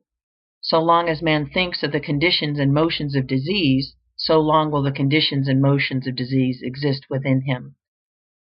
If man will think only of perfect health, the principle of health within him will maintain normal conditions. To be well, man must form a conception of perfect health and hold thoughts harmonious with that conception as regards himself and all things. He must think only of healthy conditions and functioning. He must not permit a thought of unhealthy or abnormal conditions or functioning to find lodgment in his mind at any time. In order to think only of healthy conditions and functioning, man must perform the voluntary acts of life in a perfectly healthy way. He cannot think perfect health so long as he knows that he is living in a wrong or unhealthy way, or even so long as he has doubts as to whether or not he is living in a healthy way. Man cannot think thoughts of perfect health while his voluntary functions are performed in the manner of one who is sick. The voluntary functions of life are eating, drinking, breathing, and sleeping. When man thinks only of healthy conditions and functioning, and performs these externals in a perfectly healthy manner, he must have perfect health. In eating, man must learn to be guided by his hunger. He must distinguish between hunger and appetite, and between hunger and the cravings of habit. He must never eat unless he feels an earned hunger. He must learn that genuine hunger is never present after natural sleep, and that the demand for an early morning meal is purely a matter of habit and appetite, and he must not begin his day by eating in violation of natural law. He must wait until he has an earned hunger, which, in most cases, will make his first meal come at about the noon hour. No matter what his condition, vocation, or circumstances, he must make it his rule not to eat until he has an earned hunger, and he may remember that it is far better to fast for several hours after he has become hungry than to eat before he begins to feel hunger. It will not hurt you to go hungry for a few hours, even though you are working hard, but it will hurt you to fill your stomach when you are not hungry, whether you are working or not. If you never eat until you have an earned hunger, you may be certain that in so far as the time of eating is concerned, you are proceeding in a perfectly healthy way. This is a self-evident proposition. As to what he shall eat, man must be guided by that intelligence which has arranged that the people of any given portion of the earth's surface must live on the staple products of the zone which they inhabit. Have faith in God, and ignore food science of every kind. Do not pay the slightest attention to the controversies as to the relative merits of cooked and raw foods, of vegetables and meats, or as to your need for carbohydrates and proteins. Eat only when you have an earned hunger, and then take the common foods of the masses of the people in the zone in which you live, and have perfect confidence that the results will be good. They will be. Do not seek for luxuries, or for things imported or fixed up to tempt the taste. Stick to the plain solids, and when these do not taste good, fast until they do. Do not seek for light foods, for easily digestible or healthy foods. Eat what the farmers and working men eat. Then you will be functioning in a perfectly healthy manner, so far as what to eat is concerned. I repeat, if you have no hunger or taste for the plain foods, do not eat at all. Wait until hunger comes. Go without eating until the plainest food tastes good to you, and then begin your meal with what you like best. In deciding how to eat, man must be guided by reason.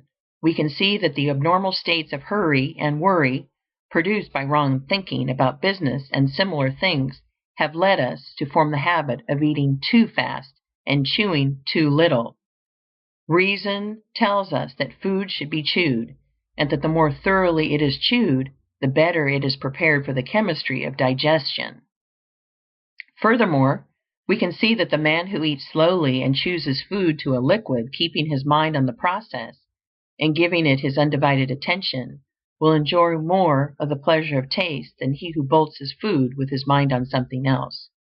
To eat in a perfectly healthy manner, man must concentrate his attention on the act with cheerful enjoyment and confidence. He must taste his food, and he must reduce each mouthful to a liquid before swallowing it. The foregoing instructions, if followed, make the function of eating completely perfect. Nothing can be added as to what, when, and how.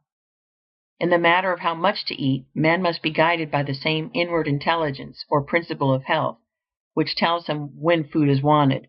He must stop eating in the moment that he feels hunger abating. He must not eat beyond this point to gratify taste. If he ceases to eat in the instant that the inward demand for food ceases, he will never overeat, and the function of supplying the body with food will be performed in a perfectly healthy manner. The matter of eating naturally is a very simple one. There is nothing in all the foregoing that cannot be easily practiced by anyone.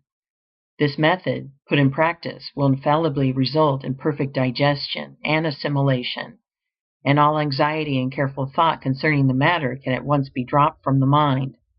Whenever you have an earned hunger, eat with thankfulness what is set before you, chewing each mouthful to a liquid and stopping when you feel the edge taken from your hunger. The importance of the mental attitude is sufficient to justify an additional word.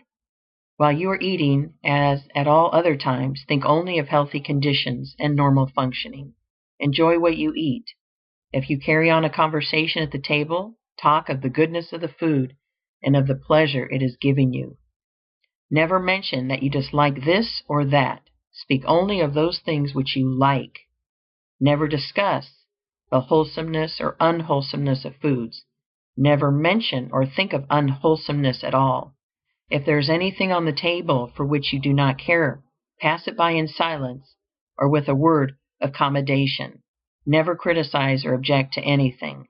Eat your food with gladness and with singleness of heart, praising God and giving thanks. Let your watchword be perseverance. Whenever you fall into the old way of hasty eating or of wrong thought and speech, bring yourself up short and begin again. It is one of the most vital importance to you that you should be a self-controlling and self-directing person, and you can never hope to become so unless you can master yourself in so simple and fundamental a matter as the manner and method of your eating. If you cannot control yourself in this, you cannot control yourself in anything that will be worthwhile. On the other hand, if you carry out the foregoing instructions, you may rest in the assurance that insofar as right thinking and right eating are concerned, you are living in a perfectly scientific way, and you may also be assured that if you practice what is prescribed in the following chapters, you will quickly build your body into a condition of perfect health. End of Chapter 13. Chapter 14. Breathing.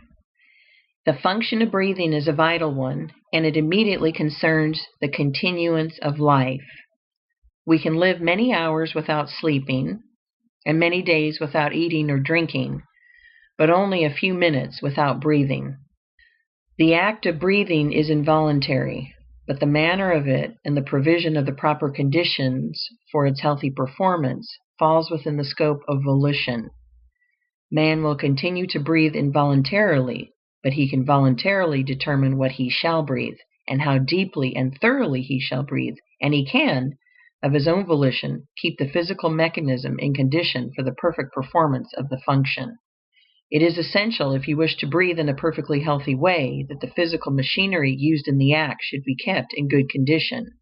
You must keep your spine moderately straight, and the muscles of your chest must be flexible and free in action. You cannot breathe in the right way if your shoulders are greatly stooped forward and your chest hollow and rigid. Sitting or standing at work in a slightly stooping position tends to produce hollow chest. So does lifting heavy weights or light weights.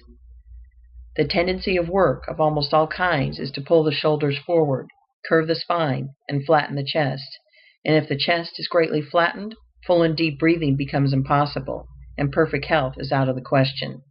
Various gymnastic exercises have been devised to counteract the effect of stooping while at work, such as hanging by the hands from a swing or trapeze bar, or sitting on a chair with the feet under some heavy article of furniture and bending backward until the head touches the floor, and so on.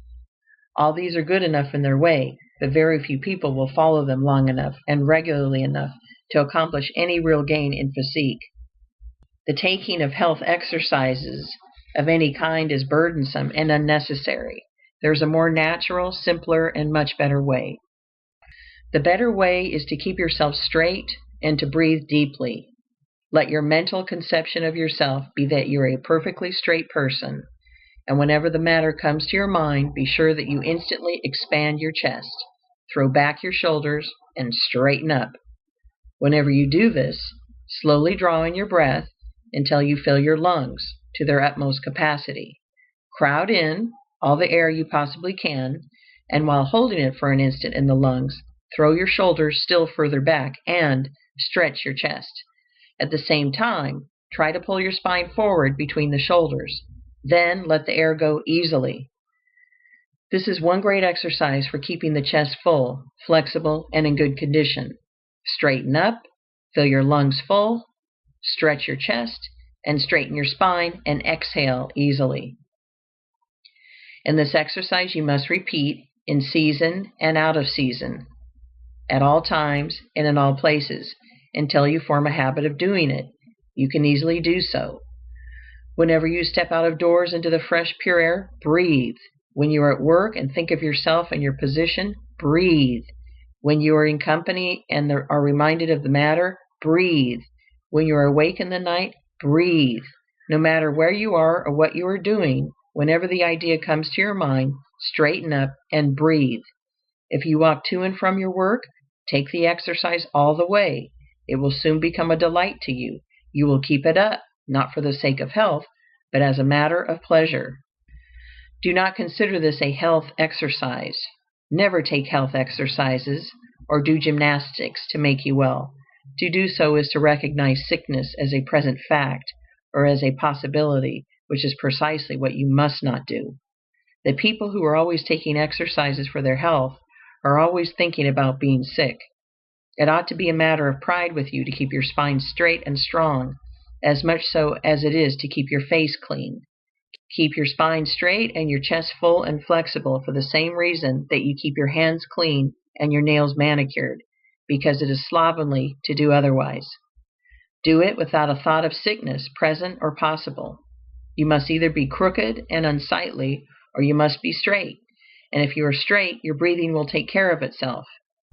You will find the matter of health exercises referred to again in a future chapter. It is essential, however, that you should breathe air. It appears to be the intention of nature that the lungs should receive air containing its regular percentage of oxygen, and not greatly contaminated by other gases or by filth of any kind. Do not allow yourself to think that you are compelled to live or work where the air is not fit to breathe. If your house cannot be properly ventilated, move. And if you're employed where the air is bad, get another job. You can, by practicing the methods given in the preceding volume of this series, The Science of Getting Rich. If no one would consent to work in bad air, employers would speedily see to it that all workrooms were properly ventilated. The worst air is that from which the oxygen has been exhausted by breathing, as that of churches and theaters where crowds of people congregate and the outlet and supply of air are poor. Next to this is air containing other gases than oxygen and hydrogen, sewer gas, and the effluvium from decaying things. Air that is heavily charged with dust or particles of organic matter may be endured better than any of these. Small particles of organic matter, other than food, are generally thrown off from the lungs, but gases go into the blood. I speak advisedly when I say, other than food. Air is largely a food. It is the most thoroughly alive thing we take into the body. Every breath carries in millions of microbes, many of which are assimilated. The odors from earth, grass, tree, flower, plant, and from cooking foods are found in themselves. They are minute particles of the substances from which they come, and are often so attenuated that they pass directly from the lungs into the blood and are assimilated without digestion. and the atmosphere is permeated with the one original substance, which is life itself. Consciously recognize this whenever you think of your breathing and think that you are breathing in life. You really are, and conscious recognition helps the process. See to it that you do not breathe air containing poisonous gases, and that you do not rebreathe the air which has been used by yourself or others. That is all there is to the matter of breathing correctly. Keep your spine straight and your chest flexible, and breathe pure air, recognizing with thankfulness the fact that you breathe in the eternal life. That is not difficult, and beyond these things give little thought to your breathing except to thank God that you have learned how to do it perfectly. End of chapter 14. Chapter 15. Sleep. Vital power is renewed in sleep. Every living thing sleeps. Men, animals, reptiles, fish, and insects sleep, and even plants have regular periods of slumber. And this is because it is in sleep that we come in such contact with the principle of life and nature that our own lives may be renewed. It is in sleep that the brain of man is recharged with vital energy, and the principle of health within him is given new strength. It is of the first importance, then, that we should sleep in a natural, normal, and perfectly healthy manner. Studying sleep, we note that the breathing is much deeper and more forcible and rhythmic than in the waking state. Much more air is inspired when asleep than when awake, and this tells us that the principle of health requires large quantities of some element in the atmosphere for the process of renewal. If you would surround sleep with natural conditions, then the first step is to see that you have an unlimited supply of fresh and pure air to breathe. Physicians have found that sleeping in the pure air of out of doors is very efficacious in the treatment of pulmonary troubles, and, taken in connection with the way of living and thinking prescribed in this book, you will find that it is just as efficacious in curing every other sort of trouble. Do not take any halfway measures in this matter of securing pure air while you sleep. Ventilate your bedroom thoroughly, so thoroughly that it will be practically the same as sleeping out of doors. Have a door or window open wide. Have one open on each side of the room if possible. If you cannot have a good draught of air across the room, pull the head of your bed close to the open window so that the air from without may come fully into your face.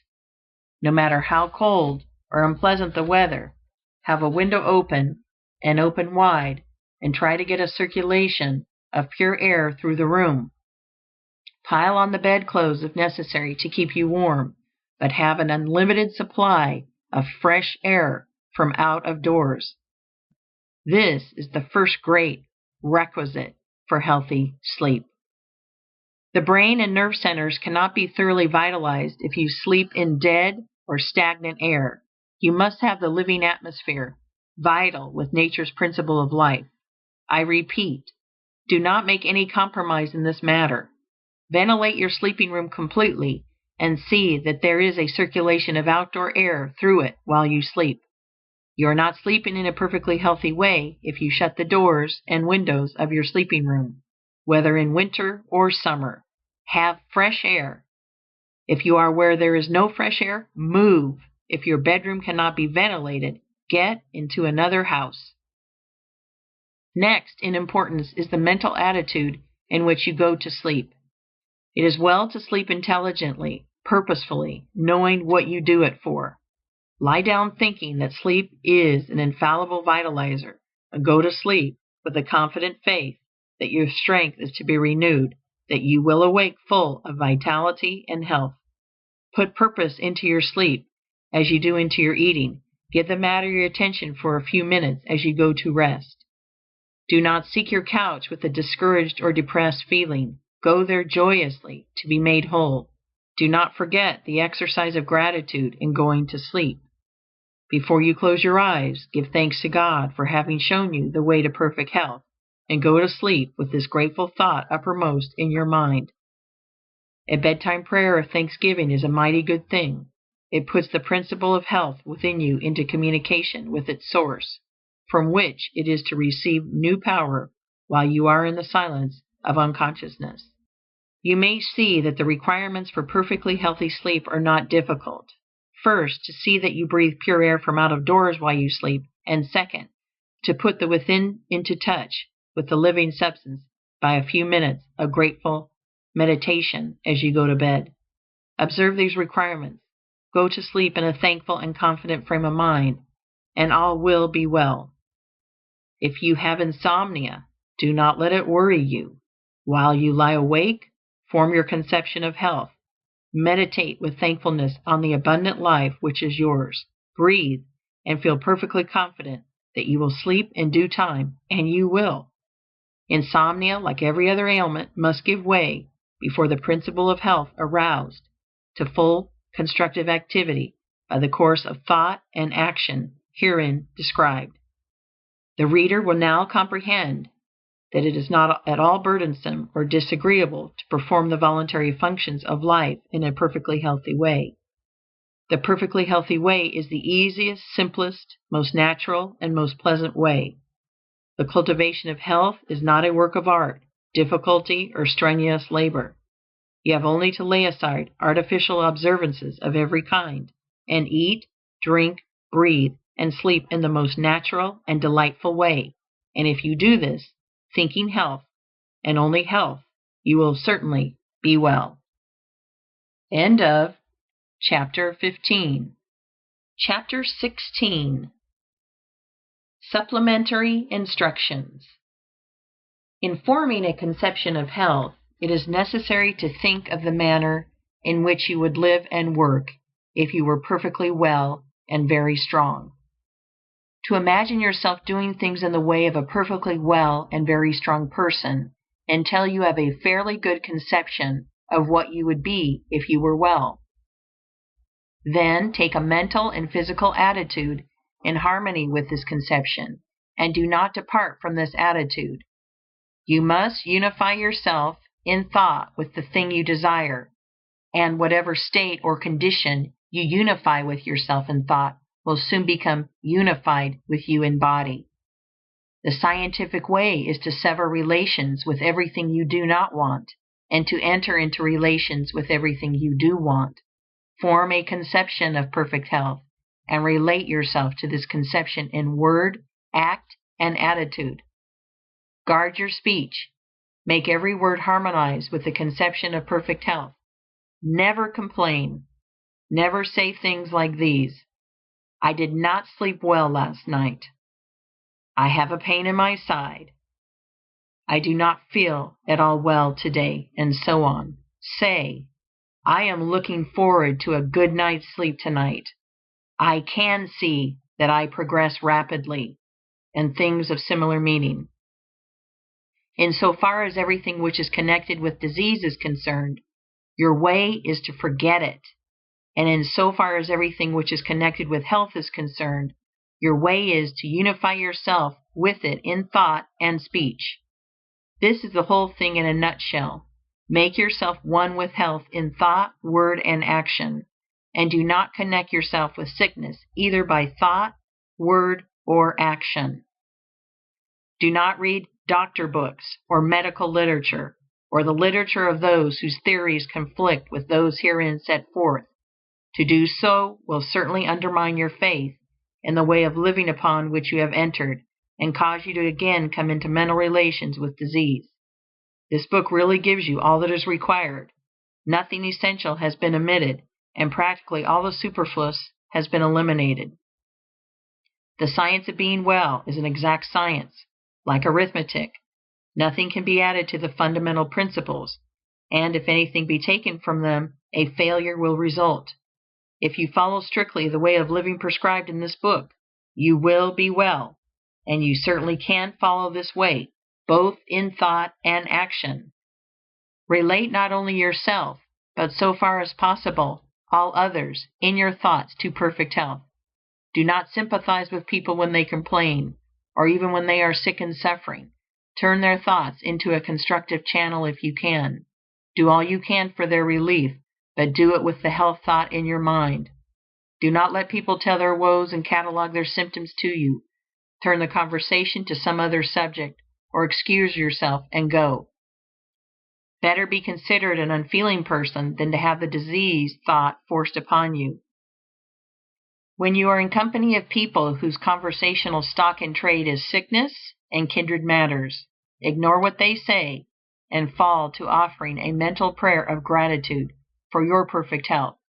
And if that does not enable you to shut out their thoughts, say goodbye and leave them. No matter what they think or say, politeness does not require you to permit yourself to be poisoned by diseased or perverted thought. When we have a few more hundred of thousands of enlightened thinkers who will not stay where people complain and talk sickness, the world will advance rapidly toward health. When you let people talk to you of sickness, you assist them to increase and multiply sickness.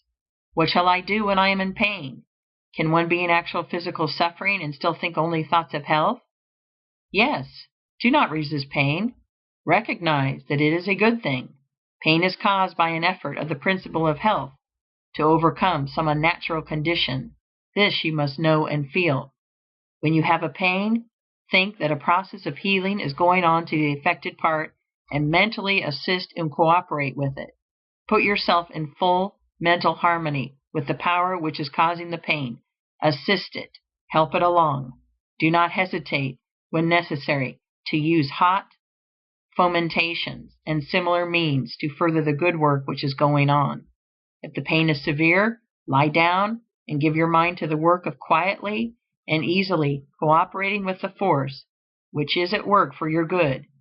This is the time to exercise gratitude and faith. Be thankful for the power of health, which is causing the pain, and be certain that the pain will cease as soon as the good work is done. Fix your thoughts with confidence on the principle of health, which is making such conditions within you that pain will soon be unnecessary. You will be surprised to find how easily you can conquer pain, and after you have lived for a time in this scientific way, pains and aches will be things unknown to you. What shall I do when I am too weak for my work? Shall I drive myself beyond my strength, trusting in God to support me? Shall I go on like the runner, expecting a second wind? No, better not. When you begin to live in this way, you will probably not be of normal strength, and you will gradually pass from a low physical condition to a higher one. If you relate yourself mentally with health and strength, and perform the voluntary functions of life in a perfectly healthy manner, your strength will increase from day to day. But for a time, you may have days when your strength is insufficient for the work you would like to do. At such times, rest and exercise gratitude. Recognize the fact that your strength is growing rapidly and feel a deep thankfulness to the living one from which it comes. Spend an hour of weakness in thanksgiving and rest, with full faith that great strength is at hand, and then get up and go on again. While you rest, do not think of your present weakness. Think of the strength that is coming. Never at any time allow yourself to think that you are giving way to weakness. When you rest, as when you go to sleep, fix your mind on the principle of health, which is building you into complete strength. What shall I do about the great bugaboo which scares millions of people to death every year? Constipation. Do nothing. Read Horace Fletcher on the ABZ or Our Own Nutrition, and get the full force of his explanation of the fact that when you live on this scientific plane, you need not, and indeed cannot, have an evacuation of the bowels every day, and that an operation in from once in 3 days to once in 2 weeks is quite sufficient for perfect health. The gross feeders who eat from 3 to 10 times as much as can be utilized in their systems have a great amount of waste to eliminate, but if you live in the manner we have described, it will be otherwise with you. If you eat only when you have an earned hunger and chew every mouthful to a liquid, and if you stop eating the instant you begin to be conscious of an abatement of your hunger, you will so perfectly prepare your food for digestion and assimilation that practically all of it will be taken up by the absorbents, and there will be little, almost nothing, remaining in the bowels to be excreted. If you are able to entirely banish from your memory all that you have read in doctor books and patent medicine advertisements concerning constipation, you need give the matter no further thought at all. The principle of health will take care of it. But if your mind has been filled with fear thought in regard to constipation, it may be well in the beginning for you to occasionally flush the colon with warm water. There is not the least need of doing it, except to make the process of your mental emancipation from fear a little easier. It may be worthwhile for that. And as soon as you see that you are making good progress, and that you have cut down your quantity of food and are really eating in the scientific way, dismiss constipation from your mind forever. You have nothing more to do with it. Put your trust in that principle within you, which has the power to give you perfect health. Relate it by your reverent gratitude to the principle of life, which is all power, and go on your way rejoicing. What about exercise? Everyone is the better for a little all-round use of the muscles every day, and the best way to get this is to do it by engaging in some form of play or amusement. Get your exercise in the natural way, as recreation, not as a forced stunt for health's sake alone. Ride a horse or a bicycle, play tennis or tenpins, or toss a ball. Have some avocation, like gardening, in which you can spend an hour every day with pleasure and profit. There are 1,000 ways in which you can get exercise enough to keep your body supple and your circulation good, and yet not fall into the rut of exercising for your health. Exercise for fun or profit. Exercise because you are too healthy to sit still, and not because you wish to become healthy or to remain so. Are long continued fasts necessary? Seldom, if ever. The principle of health does not often require 20, 30, or 40 days to get ready for action. Under normal conditions, hunger will come in much less time. In much long fasts, the reason hunger does not come sooner is because it has been inhibited by the patient himself. He begins the fast with the fear, if not actually with the hope, that it will be many days before hunger comes. The literature he has read on the subject has prepared him to expect a long fast, and he is grimly determined to go to a finish. Let the time be as long as it will, and the subconscious mind, under the influence of powerful and positive suggestion, suspends hunger. When, for any reason, nature takes away your hunger, go cheerfully on with your usual work, and do not eat until she gives it back. No matter if it is 2, 3, 10 days or longer, you may be perfectly sure that when it is time for you to eat, you will be hungry, and if you are cheerfully confident and keep your faith in health, you will suffer from no weakness or discomfort caused by abstinence. When you are not hungry, you will feel stronger, happier, and more comfortable if you do not eat than you will if you do eat, no matter how long the fast. And if you live in the scientific way described in this book, you will never have to take long fasts. You will seldom miss a meal, and you will enjoy your meals more than ever before in your life. Get an earned hunger before you eat, and whenever you get an earned hunger, eat. End of Chapter 16. Chapter 17. A summary of the science of being well. Health is perfectly natural functioning, normal living. There is a principle of life in the universe. It is the living substance from which all things are made. This living substance permeates, penetrates, and fills the interspaces of the universe. In its invisible state, it is in and through all forms, and yet all forms are made of it. To illustrate, suppose that a very fine and highly diffusible aqueous vapor should permeate and penetrate a block of ice.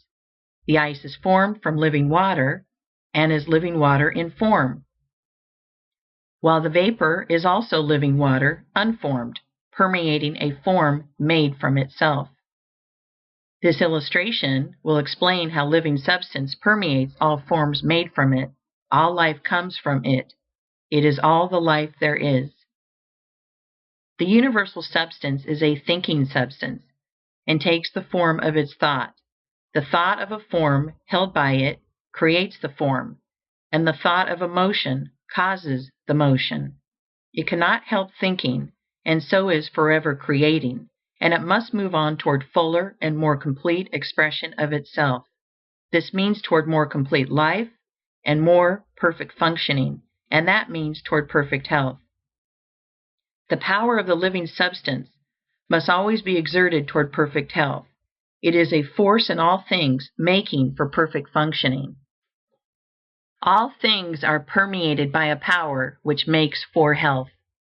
Man can relate himself to this power and ally himself with it. He can also separate himself from it in his thoughts. Man is a form of this living substance and has within him a principle of health. This principle of health, when in full constructive activity, causes all the involuntary functions of man's body to be perfectly performed. Man is a thinking substance, permeating a visible body, and the processes of his body are controlled by his thought. When man thinks only thoughts of perfect health, the internal processes of his body will be those of perfect health. Man's first step toward perfect health must be to form a conception of himself as perfectly healthy, and as doing all things in the way and manner of a perfectly healthy person. Having formed this conception, he must relate himself to it in all his thoughts, and sever all thought relations with disease and weakness. If he does this, and thinks his thoughts of health with positive faith, man will cause the principle of health within him to become constructively active, and to heal all his diseases. He can receive additional power from the universal principle of life by faith, and he can acquire faith by looking to this principle of life with reverent gratitude for the health it gives him. If man will consciously accept the health which is being continually given to him by the living substance, and if he will be duly grateful therefor, he will develop faith. Man cannot think only thoughts of perfect health unless he performs the voluntary functions of life in a perfectly healthy manner. These voluntary functions are eating, drinking, breathing, and sleeping. If man thinks only thoughts of health, has faith in health, and eats, drinks, breathes, and sleeps in a perfectly healthy way, he must have perfect health. Health is the result of thinking and acting in a certain way, and if a sick man begins to think and act in this way, the principle of health within him will come into constructive activity and heal all his diseases. This principle of health is the same in all and is related to the life principle of the universe. It is able to heal every disease and will come into activity whenever man thinks and acts in accordance with the science of being well. Therefore, every man can attain to perfect health. End of chapter 17. Recording by Jill Preston. End of Science of Being Well by Wallace D. Wattles. Thank you for listening to Narrated Books. If you enjoyed this audiobook, hit like and subscribe for more amazing stories. What book should we narrate next? Let us know in the comments.